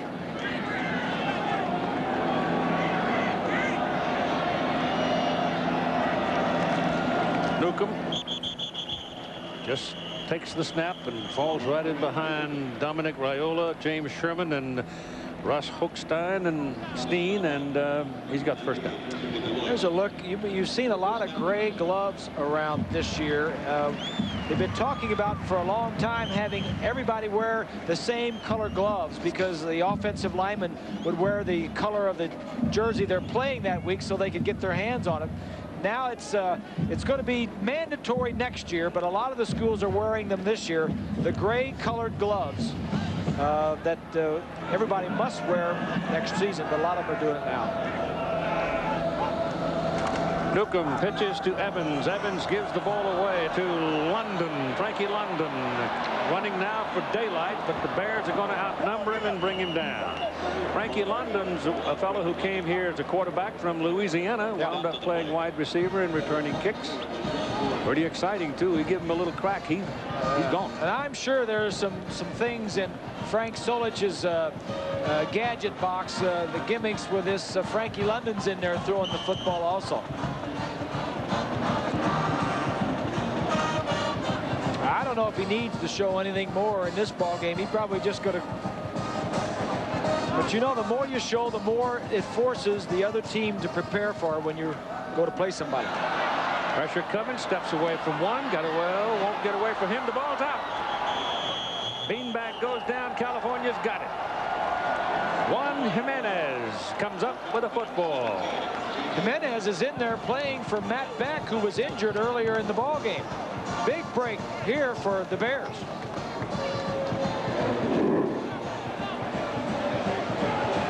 There's 17. Newcomb just trying to get away. This is Newcomb's 4th turnover in the last 2 ball games. When you're in trouble, you got to put the ball away. Parker and DeStefano, that free safety is still up there playing at the line of scrimmage. Yeah, and beyond it. Makes a lot of tackles. So the Bears have a break. First down just inside the Nebraska 20-yard line. Give it to Marcus Fields, trying to find some room. And Marcus Fields has discovered what an awful lot of people have discovered when they come to play football against Nebraska. That Roger Miller was right. You can't roller skate in the Buffalo herd. Well, there's just too much speed to get around these guys. They've got linebackers that are normally defensive backs. Eric Johnson and Julius Jackson, Brian Shaw and Tony Ortiz are linebackers that run like defensive backs. Newcomb's 3rd fumble, and he's already had an interception, so 4 turnovers in 2 ball games. Not good. Not good offense. You got to play north-south football. Clemens pumps it. Takes off. And will go down at the 19 in the arms of Craver. Keo Craver, a corner coming up to get him. 28-0 as you see. Nebraska is leading. Led 7-0 in the first quarter. Then bang, bang, bang. Late in the second quarter, they hung up 21 points. Steve Warren's been in the backfield more than Clemens has been back there. Nobody open downfield. He just has to get out of there.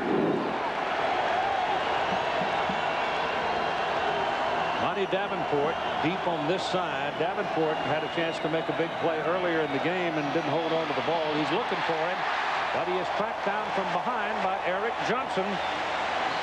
Johnson, number 27.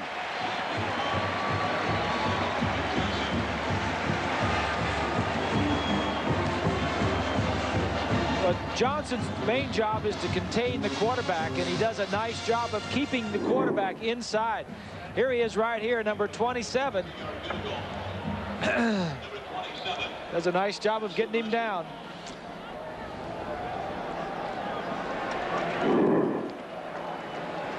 And we'll have a field goal try. It'll be Ignacio Brachet. He missed one from 35 earlier. Now he's going to try from 42 just to get on the board if they can. And he hit the upright. That's the second time that he's hit the upright. Now, if you went out there and tried to do that, probably wear your leg out and not be able to do it. So the Bears are turned away, and it's 28-0 Huskers.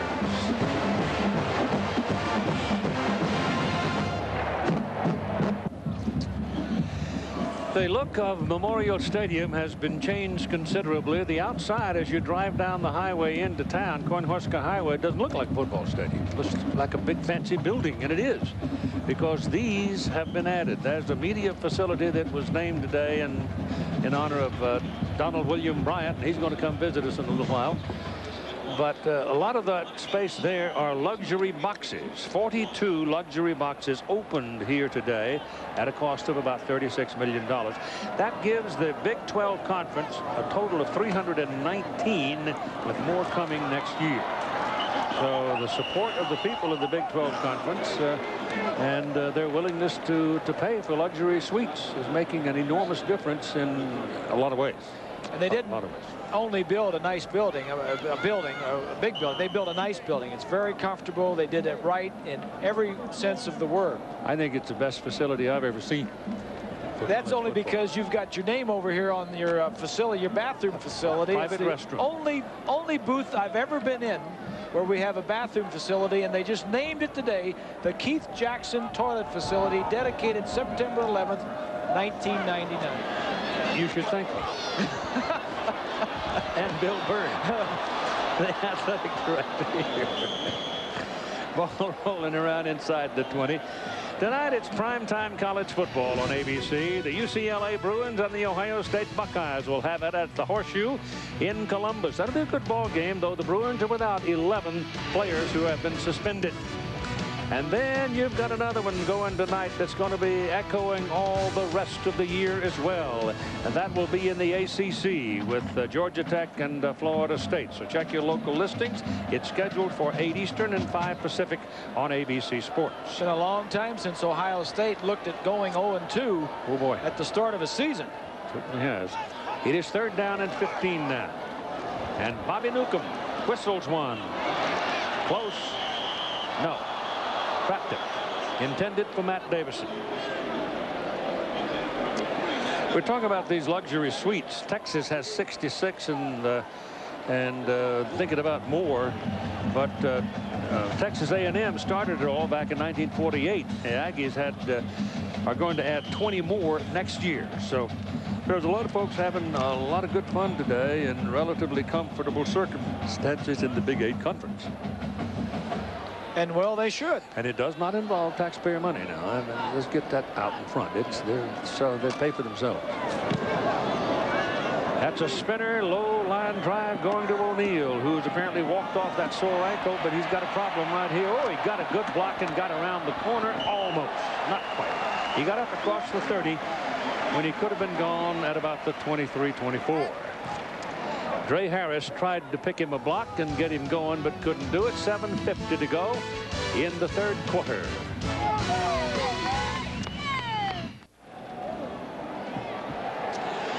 So here comes Kyle Bowler, who is being hyped considerably in the Bay Area as the salvation of the leader of the future for California's offense. He is a big fella. He was the California Football Player of the Year at the high school level from Hart out of Newhall.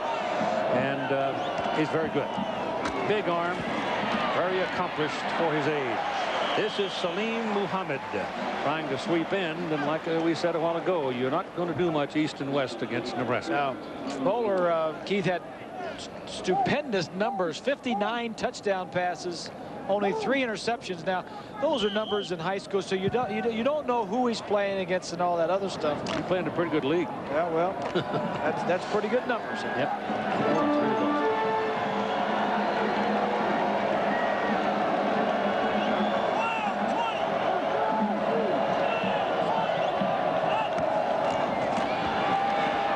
Whistleton got an arm bump. Yeah, he can throw it. Here's Todd Harris with some news on Mr. Bowler.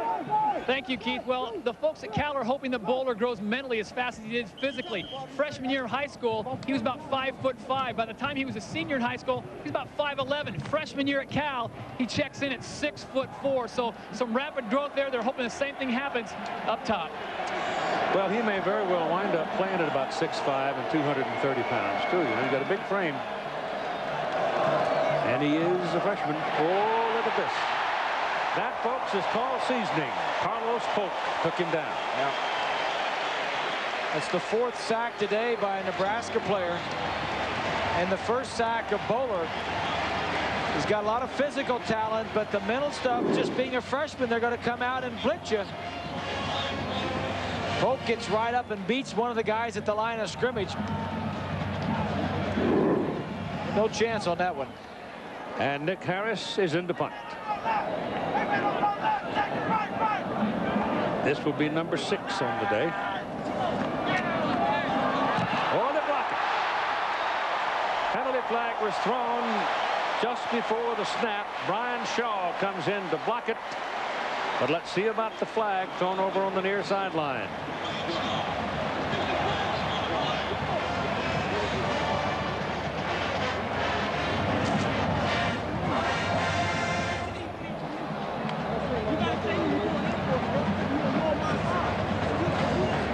The ball is at the 13-yard line.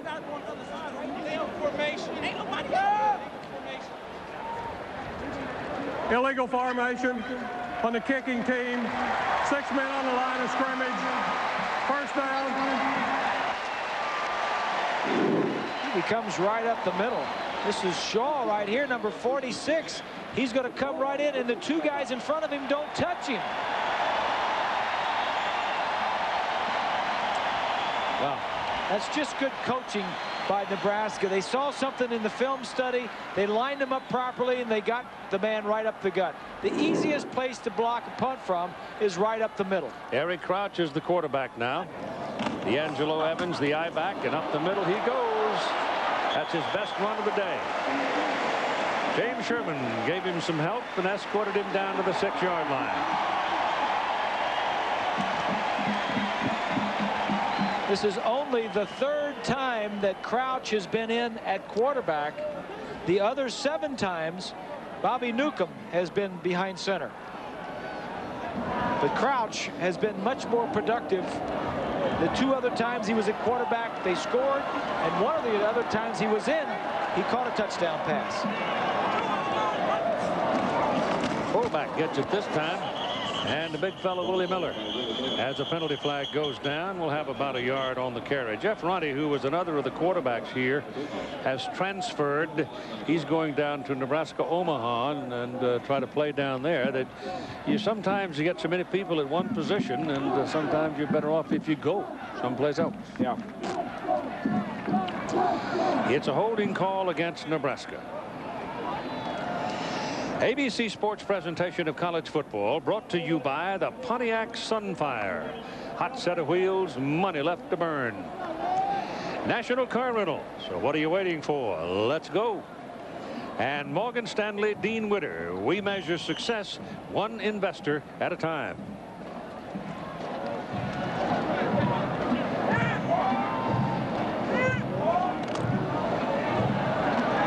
Well, you look at things for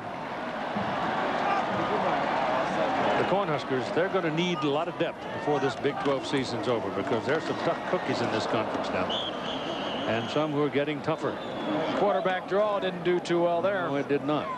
Andre Carter is the guy who stuffed it. But Frank Solich made the point yesterday in conversation with him, Bob, that this, for one thing, the Big 12 championship game, plus the other opportunities that exist, plus the simple growth of things, making it a Big 12 conference has made it a tougher conference. Oh, no question about that. And you can't play everybody in the conference, but yet Nebraska has drawn all 4 of the other top contenders to win the crown in the Big 12. Yep, they got to play all the tough nuts. They pitch it out, pitch it behind D'Angelo Evans. That's a bad pitch. And he covers it back around the 20-yard line. At the conclusion of today's games, we'll pick a Chevy Player of the Game. Chevrolet making a contribution to each university's general scholarship fund. And beginning this year, Chevrolet will also make a donation to each player's high school. I think that's a good idea. Josh Brown is in now for a field goal try. This will be his first collegiate field goal. He's a redshirt freshman from Foyle, Oklahoma. He's trying to succeed Chris Brown. And he looked pretty good on that. 37 yards down the highway. And it's 31-0. The Cornhuskers over the California Bears.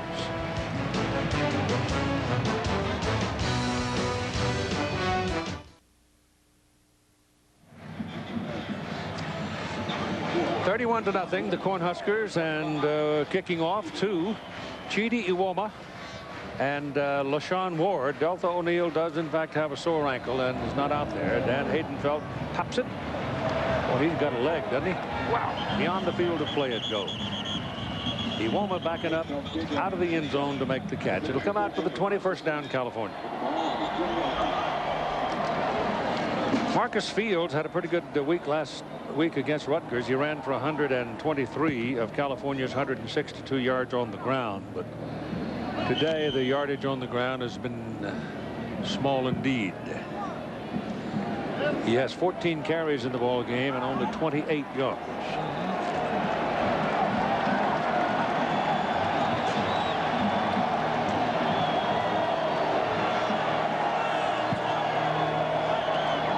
Bowler's the quarterback. Threw it very hard. Receiver couldn't come up with it. Ryan Surgeon to the tight end. It was thrown hard and low.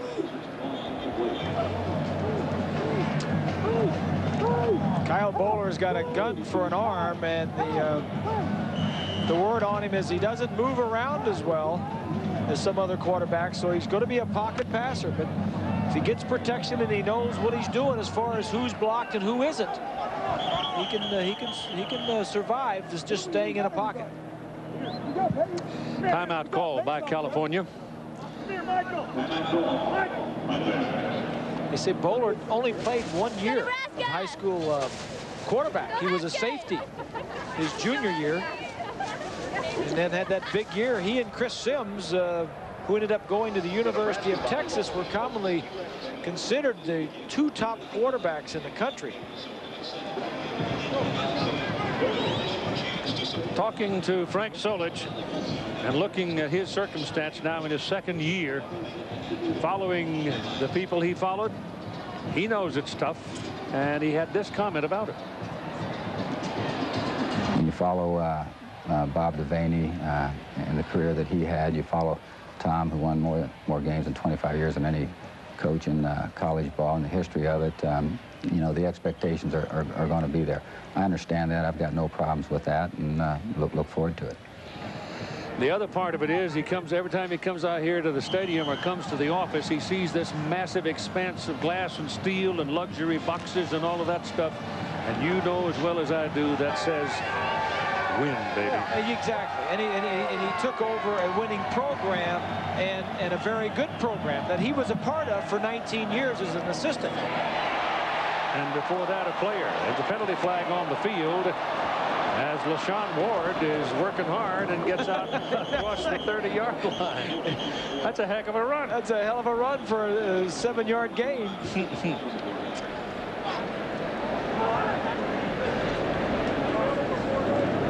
Ward is another fellow that's been is capable of going both ways for California. And then after that, all that effort, they're going to lose it because of illegal formation, 6 men on the line of scrimmage. Repeat 2nd down.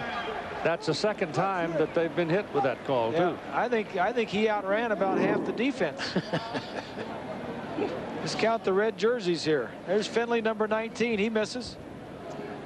2, 3, 4, 5, 6.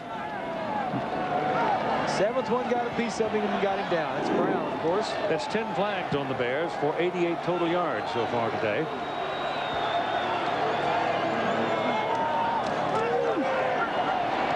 Bowler throws it, and it comes right back in his face as Kyle Vanden Bosch, big old defensive end, was looming.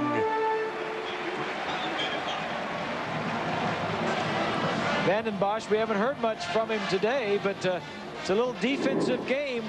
Here's Vanden Bosch. The tackle's going to come out this way, and Vanden Bosch is going to come around.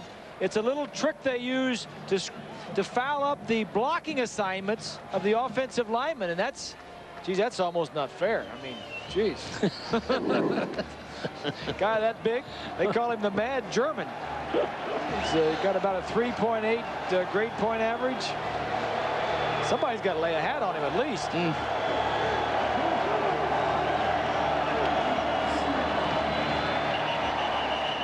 Down the middle of the field, and it'll go incomplete. Ward, the intended receiver. Penalty flag. No play. No play. Dead ball foul. Delay of the game on the offense. Repeat 3rd down. Well, they were going to make sure that Vanden Bosch didn't get in on him this time. Take a look at this. That's deal number 60. Vanden Bosch makes a move to the inside. I got you by the neck and the face mask. Oh, man. And the call was no play. If there had been a play, there probably would have been a face mask call. But it was a dead ball.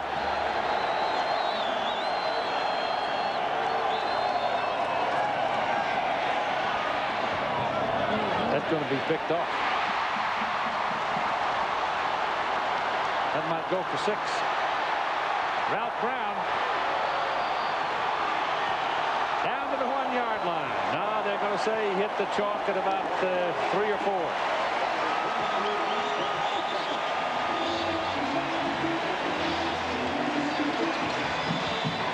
Well, Kyle Bowler may be a freshman playing in his 2nd game, but Ralph Brown is starting his 41st game. Top right of your screen, number 22, has good vision on the quarterback and the experience of the 4th-year senior starting every game since he's been at Nebraska. That's an easy pick for him. He growling, coach. He didn't get in the end zone. He wanted to get there. Crouch, quarterback, little step back, turns it up, runs through the hole, and scores 6. That's his 3rd touchdown. He threw for 1 and ran 2 in. He has been involved in 3 touchdowns today. The man shaken up on the field for California is Chidi Iwoma. Bears are probably getting a little tired now. Well, Nebraska's defense set that up. The interception of... And Tom Homo knows that he wants to get this young freshman some experience in there. Get him in, let him make some mistakes. Game is out of hand. They're looking at his knee.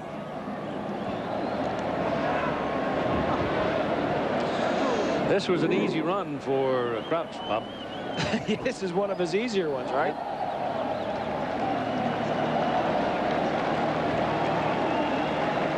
He could play tailback. Of course, in this offense, this option offense, it really opens a lot of things for the quarterback running the football. Iwoma's coming off. He's walking all right, so let's hope he's okay. It's been a tough start on the year in 1999 for the Pac-10. And UCLA's in battling upstream at Columbus, Ohio tonight. Yeah, they're in deep water up there, aren't they? Josh Brown, well, with all those suspensions. Josh Brown for the point. It's good. 38-0. The Nebraska Cornhuskers now starting to roll. Eric Crouch was the ABC player of the game last week at Iowa. Tonight we're going to buy him supper. Yep. No, you can't do that, Hoss. Here's his touchdown run, his first one. Here's a fake option pass to Wistrom. 70 yards. Then he's going to come in motion as a flanker, as a wide receiver, and catch. Little short jailbreak screen. How many yards is this one? 60. And then he just ran in the other touchdown. He's had 4 touchdowns on the day. He scored 3 and threw 1. Not a bad day for him. Now, think if they weren't using the 2-quarterback system. When Solich announced that he was going to start Newcomb a while back, if he hadn't been playing Eric Crouch, all this production would not have been there. These coaches know what they're doing, don't they? That'll come out to the 20. Tuesday, September 21st. Heather Locklear joins the cast of Spin City, plus Yankee All-Star Roger Clemens guest stars on the season premiere of Spin City. That's Tuesday, September 21 on ABC. Roger Clemens looked huge next to those guys in that See that big? Yep, the big guy. And those other folks are little folks. Yeah, they look little folks. They are. On first down from the 20. This is Salim Muhammad. Talking about Eric Crouch, and we might as well, because he has been quite outstanding today, to say the least. On his play, his use in the ball game as a wideout. He doesn't fear it because he has a background for that sort of thing. Here was his brief comment. Ever since I was, third grade running back, that's what I started off as, a running back, and I've always been physical and tried to make the best plays out of everything. I would say he's reached a new level today. Second down and 8. Well, both Crouch and Newcomb came to Nebraska at the same time. They're the same age. Newcomb was not redshirted, and Crouch was. So Crouch is a redshirt sophomore. Newcomb is a true junior. I think you can see here, too, what Tom Holmoe and his staff are doing. They've got Salim Muhammad in there at the tailback position now, and he's carried 3 or 4 times. And now here comes Joe Igber. Oh, here he is. The fuse is lit.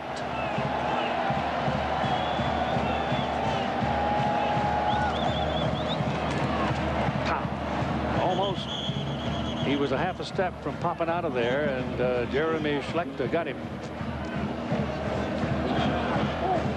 But he got a first down. And California will keep the football, and Egbert comes out, and Muhammad goes back. Lonnie Davenport goes in for the Bears.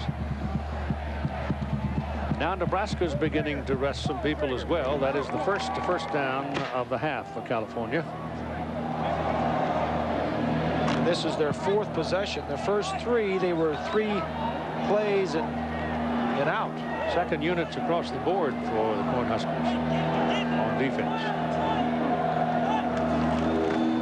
From the 33-yard line. That kind of stuff is not going much. Jason Lohr out of Springfield, Missouri, makes the tackle.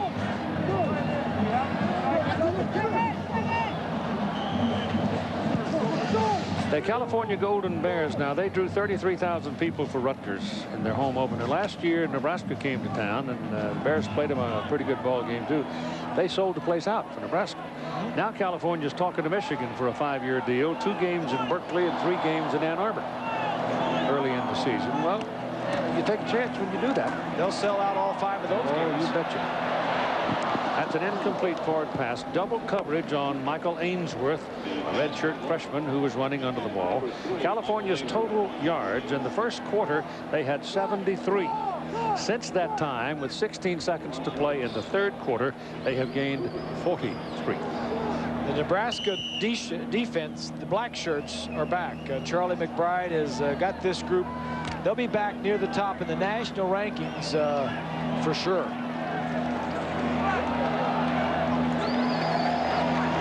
Third down and 8 from the 35.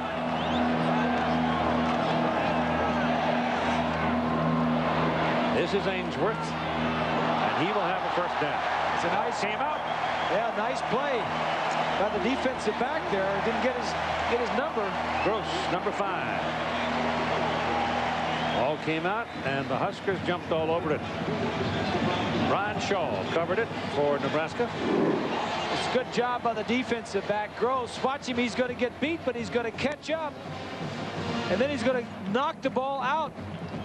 Right here, he comes around with his arm. Good heads-up play by Gross. And Shaw covered. They actually work on that. They have these drills defensive backs do about knocking the ball out of the receiver's hands. And it helps the receivers try and hold on to it. It's not fair.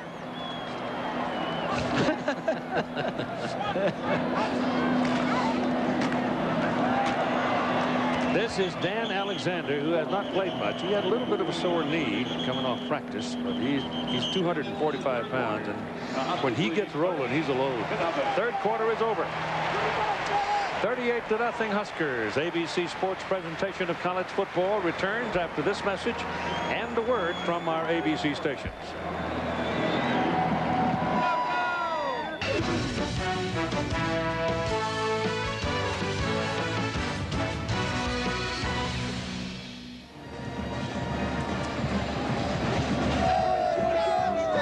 38-0 as we go into the final quarter of play, with the Nebraska Cornhuskers being in utter control of the football game now. And they own the football, 2nd down and 7 on the California 47-yard line.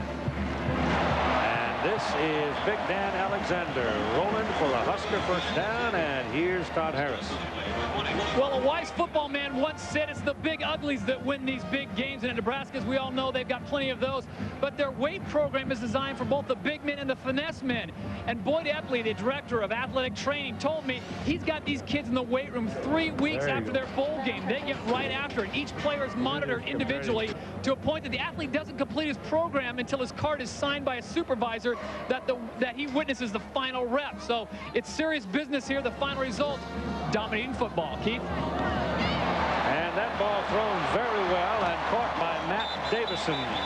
Davison goes out of bounds right about the 20-yard line for another Nebraska first down, and they're down knocking on the door again.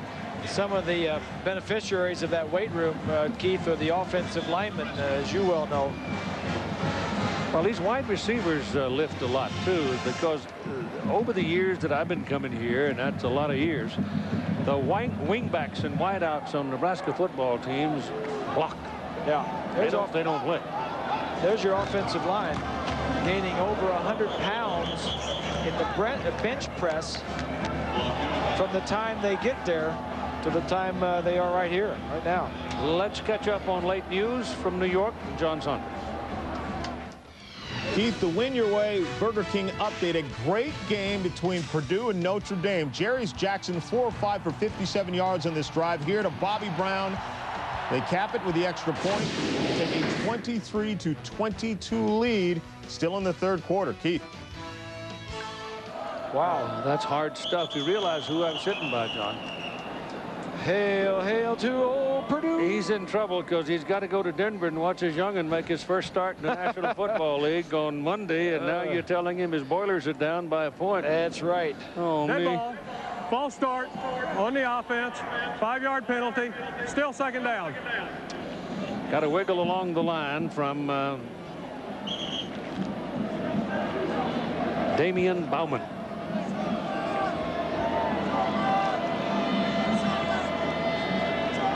Second down and 16 here at Memorial Stadium in Lincoln. Been a kind of a gray day, but it's been a good day for football because we started it with 68 degrees, and I don't think it's gone above that.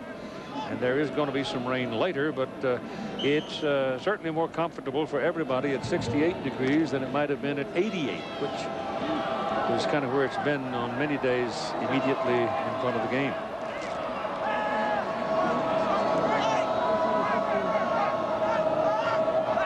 So Bobby Newcomb back now on 2nd and long. Throws complete to Frankie London. London is inside the 10 and down at about the 6-yard line. I think they're saying his knee was down around the 20-yard line. The referee standing there looking at it and got his hand up in the arm up in the air, so it must be so. Yeah, his knee hit the ground. Good shot, guys. Just inside the 20-yard line. Yeah. Kelly Hayes saw that. Kelly did, didn't he? Yes, he did. Eyes of a eagle. Living in that high mountain air. Soaring. Sailing windjammers off the coast of Scotland. Timeout called by Nebraska. 12:51 to play in the football game. Huskers call the timeout.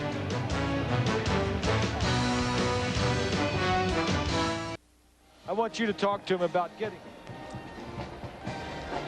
It's a 38-0 ball game. Nebraska has the lead, and a little while ago at halftime we had a special presentation here at what is now being called the media facility. That's Bill Byrne, the athletic director. In the middle, Donald William Bryant, better known as the Fox to several million friends around the world, and it will hereafter be known as the Don Bryant Media Facility. Congratulations, folks. Thank you very much, Keith. It's a great thrill, and it's great to have you here to take part in it, and we're glad to always have you here. You know that. Well, pull up a chair and let's watch the rest of the ball game and talk some about the days. You've been here for so long, for so many years, and known so many people and seen so many great games and all of that. So we get back to the field here as the Huskers hunker down and see if they can stick it in for one more. They've got about all they need at 38-0, and Bobby Newcomb will handle them in front. But you came here, what? Right after Bob Devaney's first season, 1962. And you know, you did play some, didn't you? You wore the leather helmet. Well, just about. We didn't have a face mask, I'll tell you that. That looks like leather to me. Yeah, there we go. See, no face mask. Very few lines in the face of you nor Devaney, and then as the years have gone on, that trademark red flat coat, and there'll be one of those put in the case here too, so that the people never forget the number of footsteps you put on this great old place. But it's an incredible facility now, isn't it? It really is. Of course, we've all been in a lot of press boxes, but this is one of the greatest, and certainly the biggest. Let's take a break here and we'll come right back. So here's a timeout with a score 38-0.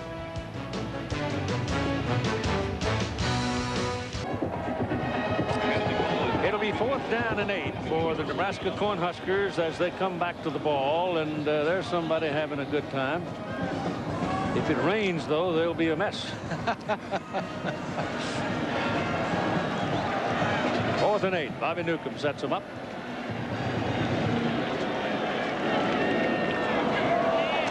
Flips it out.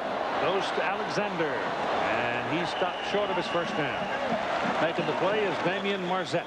And there's a penalty flag in the aftermath. Face mask.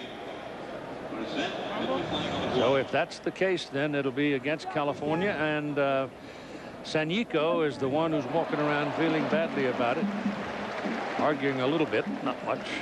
And it's probably called on Marzette for the tackle, and that'll give Nebraska a first down.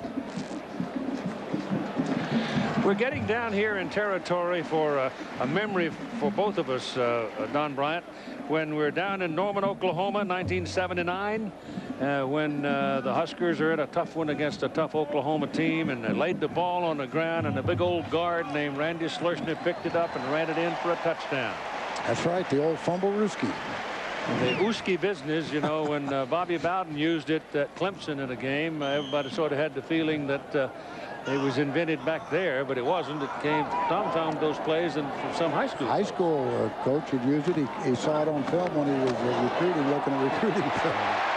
Alexander bangs it into the end zone, and Nebraska adds another touchdown.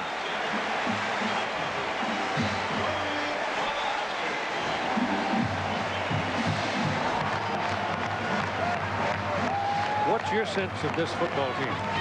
You've seen a lot of them now. Well, it's been kind of a strange game. It started out with some errors by both sides, and then a long punt kind of turned the tide. And, but you've never had a team where the two quarterbacks were the dominant people. I was going to say, I don't think I've ever seen where the #1 quarterback threw a touchdown pass to the #2 quarterback. And so I don't know. It's a unique game. It's almost as if the I-backs are being de-emphasized and the quarterbacks are getting all the touchdowns and all the yardage. Well, as few rushing yards as there are, it's very unusual around here. Usually we've got a lot more than that. Yeah. Well, the I-backs have very little today.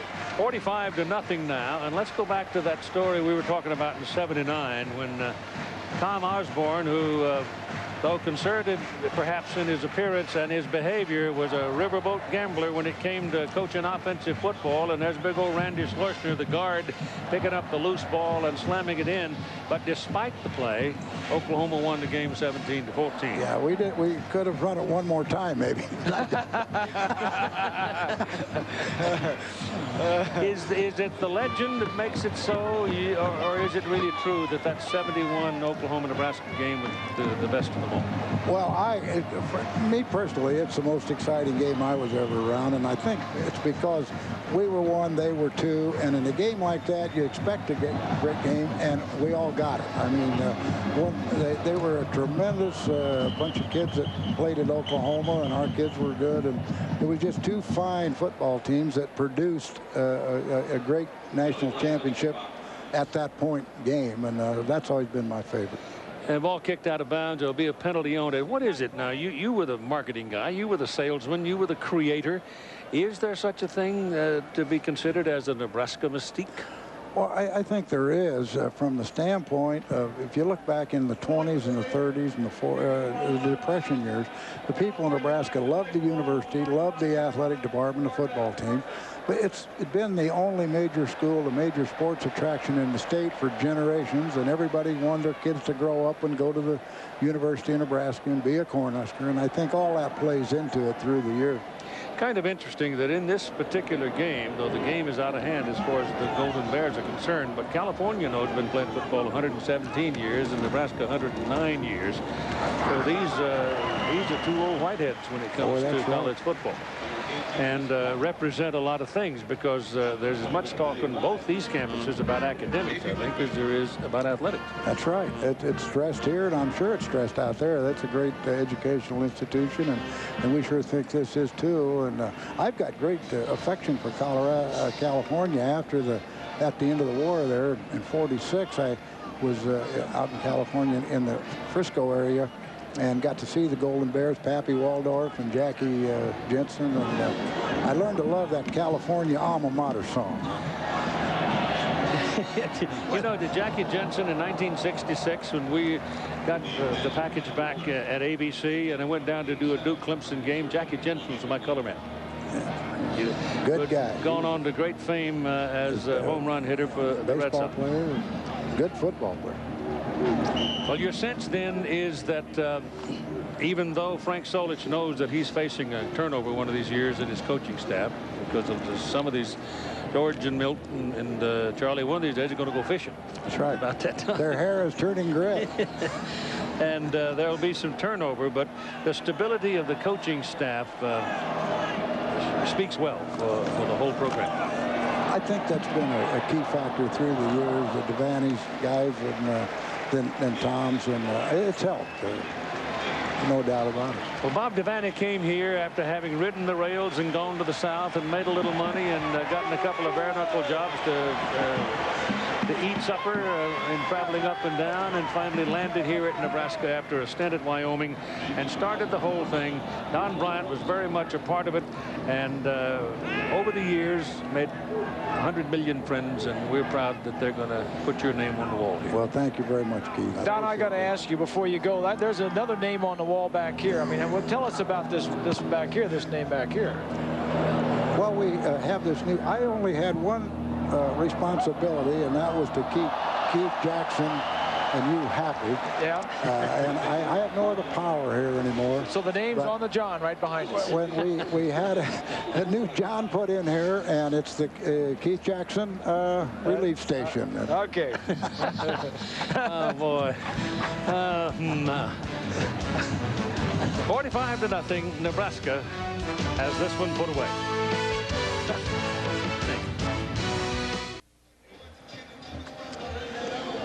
Aaron Diedrich is in at an I-back position now for Nebraska, and Jeff Perino is in at quarterback for Nebraska. Jeff is a senior out of Durango, Colorado, number 3 in the pecking order at that position. That's probably his mama right there, all excited because he's getting in the ball game. And this is Diedrich, and he is a freshman from Scarborough, Ontario, and he just broke a big play all the way out to the 40-yard line. ABC Sports presentation of college football brought to you by Chrysler, engineered to be great cars. Dell, innovative computer solutions from the company that pioneered direct around the world. Be direct. Dell. Valvoline. You can always tell the guys who use Valvoline. And National Thrifty Car Rental, the car you want, the service you expect, all at a low rate. Just what you want, just thrifty. Do you have any power on your side? Things are giving up here.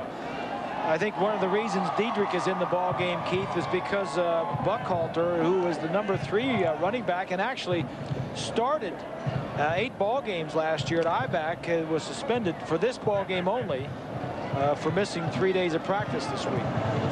Well, his heart was broken. Yeah, he was a little upset that he didn't get to play more last week. after having led the team in rushing last year. The tackle is made on Ben Kingston, and he's rolled backwards, but he's down as the ball comes out. But the circumstance is such that you always feel that you never have too many running backs. Oh, that's for sure. And that's what happened last year. 2 guys go down, exactly. And Buckhalter gets a chance to play a lot. Yeah, he gained over 800 yards last year for the Huskers, and he was the guy. And then this year, the other 2 guys come back healthy, both Evans and Alexander. And last week, he carries like 3 times in a mop-up situation up at Iowa. Marino going around the corner. That's a first down. So Nebraska is cleaning the bench. Everybody's playing, and they just keep on rolling because California by now is pretty well worn out.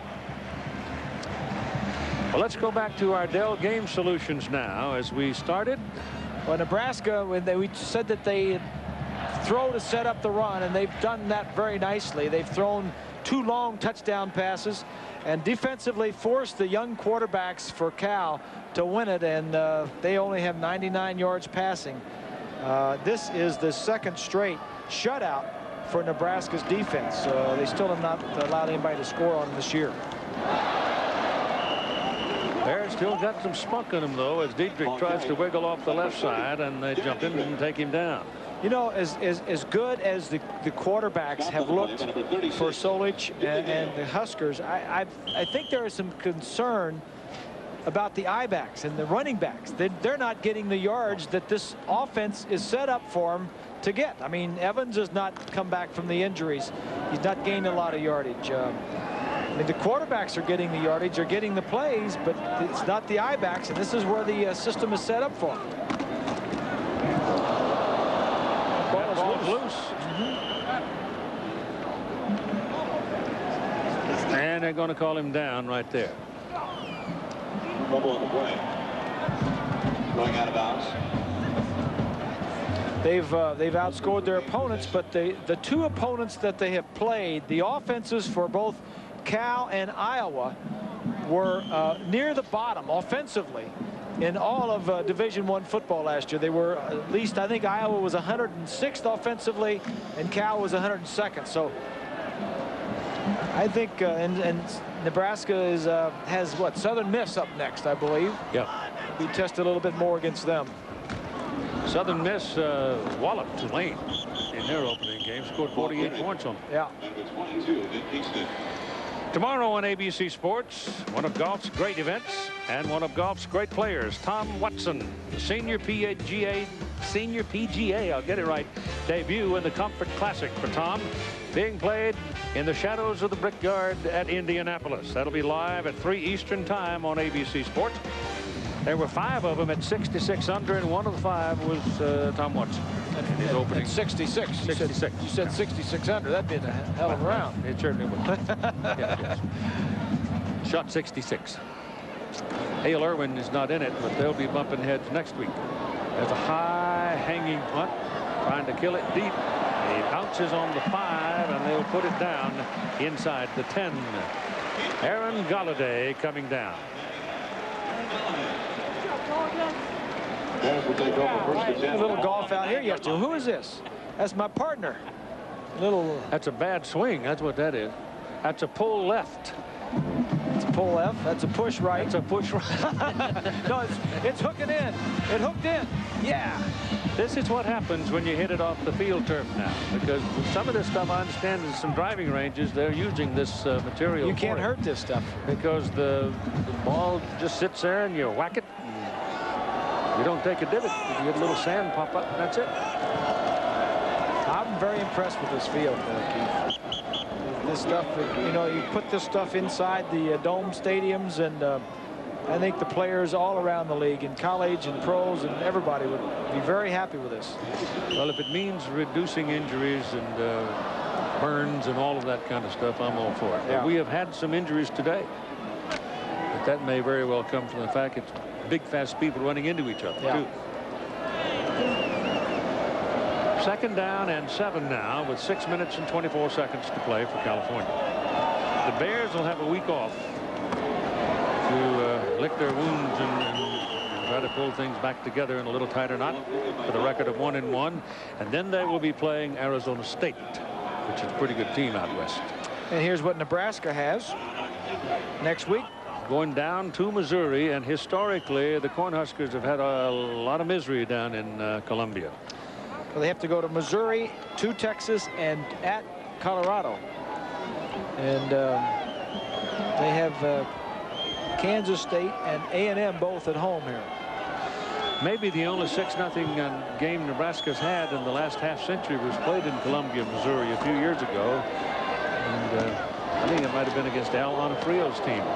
Joel Young makes that catch up around the 20-yard line, and if it's good, and it is, it'll be a first down for California. The guys at the halftime show, Terry Bowden and John Saunders, were talking about the celebration rule, Keith, and the call that was made in the Notre Dame game, the Michigan-Notre Dame game. And Terry was on one side. I don't agree with Terry. I think they need the rule. I know what he's saying about, let the kids celebrate and have some fun, and that's not what the NCAA is trying to legislate against. I think it's the obscene gestures, it's the self-promoting gestures. You can celebrate when you score a touchdown. All you have to do is turn around and find somebody, one of your teammates, to jump up on, and you can celebrate all you want.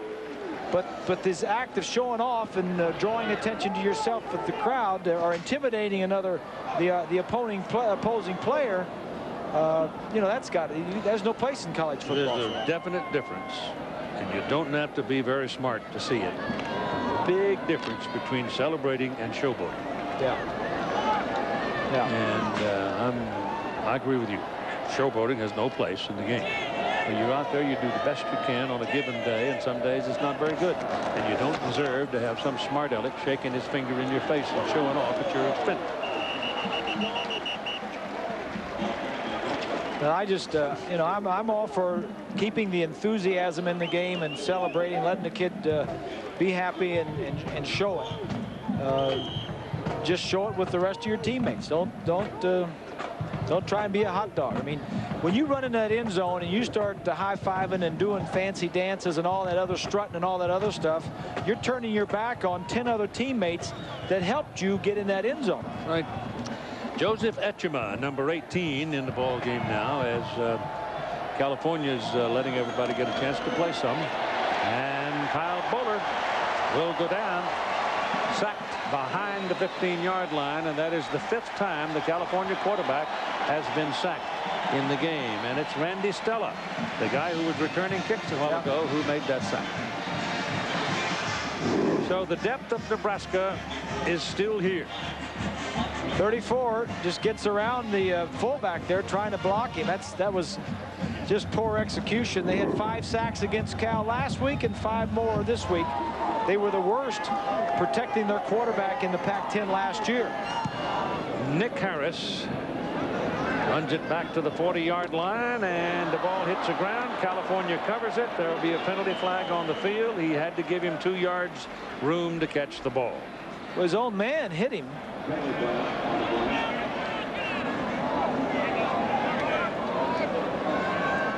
And we got 2 flags laying there. There was no fair catch involved.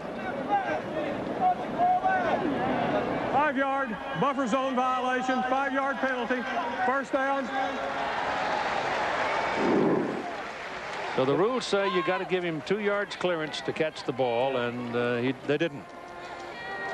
So with 3:38 to play in the ball game, Nebraska has this one in the cooler, 45-0.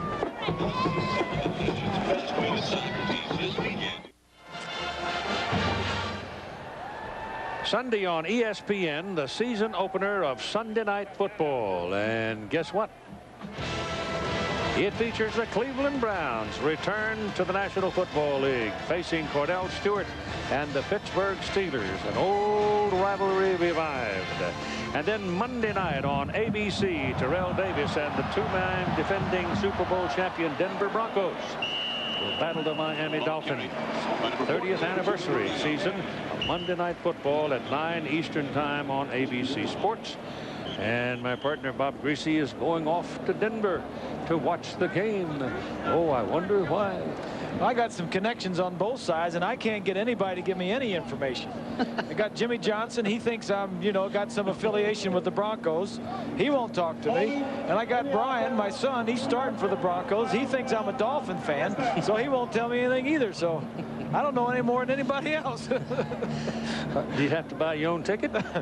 Well, I did get in the ball game. I told him that I wouldn't invite him home for Christmas. Just tell the youngin not to be nervous. Just go on out there and play hard. I don't think he wants to hear anything from me. I think he thinks when I played it was in the old days. Bobby Newcomb, we've talked a lot about Eric Crouch, and you've seen him do all kinds of things today, which tells you his worth to this team. Well, Bobby Newcomb is another quarterback here in Nebraska who feels like he's got talent in several areas, and including returning kicks. His coach even says he may be one of the very best in the country. And sitting and talking to him, I said, Bobby, you're not serious. Now, you wouldn't go out there as the starting quarterback and want to be returning kicks. And this is what he told me. I can return punts, and Coach Holtz has been working with me in practice on returning punts. We haven't seen it in the game yet, but he might sneak me in there for, you know, 1 or 2 this weekend. Well, they haven't needed it this weekend. They haven't needed it, but Frank told me last week that he is by far the best punt returner on this Nebraska ball club, and said, in fact, he may be the best in the nation. Well, I asked him if he really thought he could do that, and he said, yes, I do. I fully believe I can do both in a game. I believe that he can, too. I think Crouch could, too, the way I've seen him running. There was Perino keeping the ball, and he looks pretty quick himself. We told you that Jay Runty had transferred. He's going down to Nebraska, Omaha, so he can get a chance to play some, because they're pretty well populated at the quarterback position. But I think it's kind of an interesting thing, and I'll bet you it's something that the offensive side of the coaching staff, Bob, sits down and does some serious thinking about. That the tradition of the I-back being a hammer in the Nebraska offense is simply not there at this time. That's got to be a concern. There's no question in my mind that, you know, you like to have everything working for you. And one thing that is not up to speed in this offense are the I-backs. Yeah. Dan Haydenfeld was up in the huddle and then came running out to go into punt position, and I guess they called their last time out. Maybe they have one left. 1:50 to play in the ball game, and if time permits, we invite you to stay tuned for the Thrifty Car Rental post-game report with scores and highlights from across the country. Well, we haven't had a bandana violation today, have we?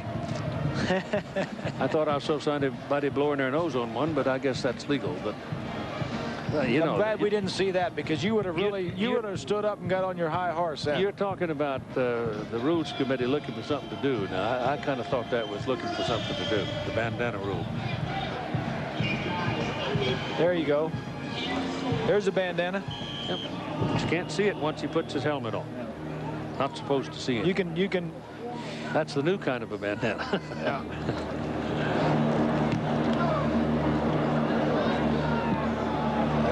Ball is going to roll dead, and they're going to let it roll around and die somewhere down inside the 10-yard line. And here is this message from the NCAA.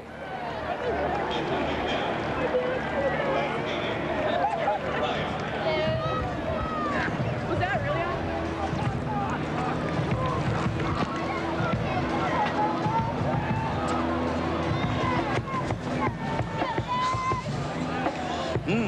Something didn't roll, huh?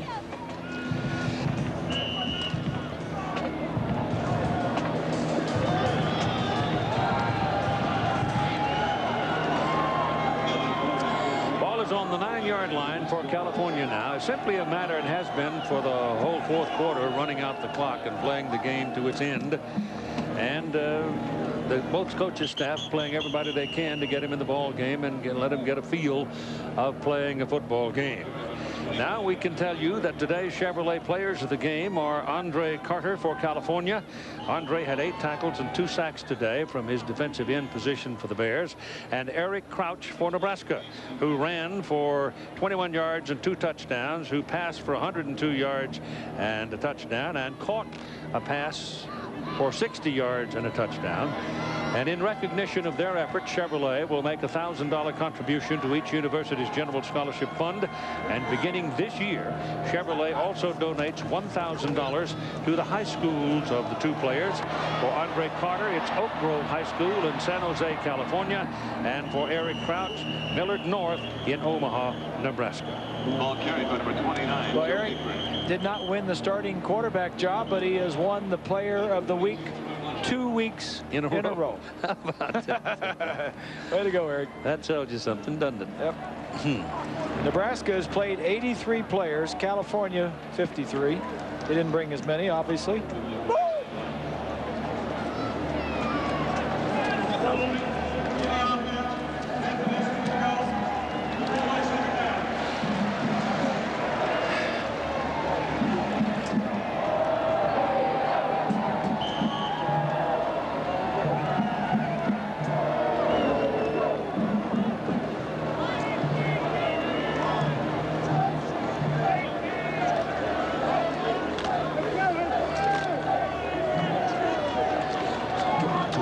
Newcomb was 3 of 7 passing for 85 yards, and Crouch was 2 of 2. He only threw 2 passes, 102 yards and a touchdown.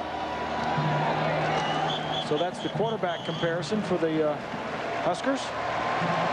That could very well be the last play of the ball game, as the clock is going to tick off, and the Nebraska Cornhuskers remain undefeated. They came into the ball game ranked number 6 in the national polls, and they'll stay there or better themselves, probably move up a couple of notches as they beat the California Bears by a final score of 45-0. And we'll be right back to tell you about some bonus coverage in college football after this break.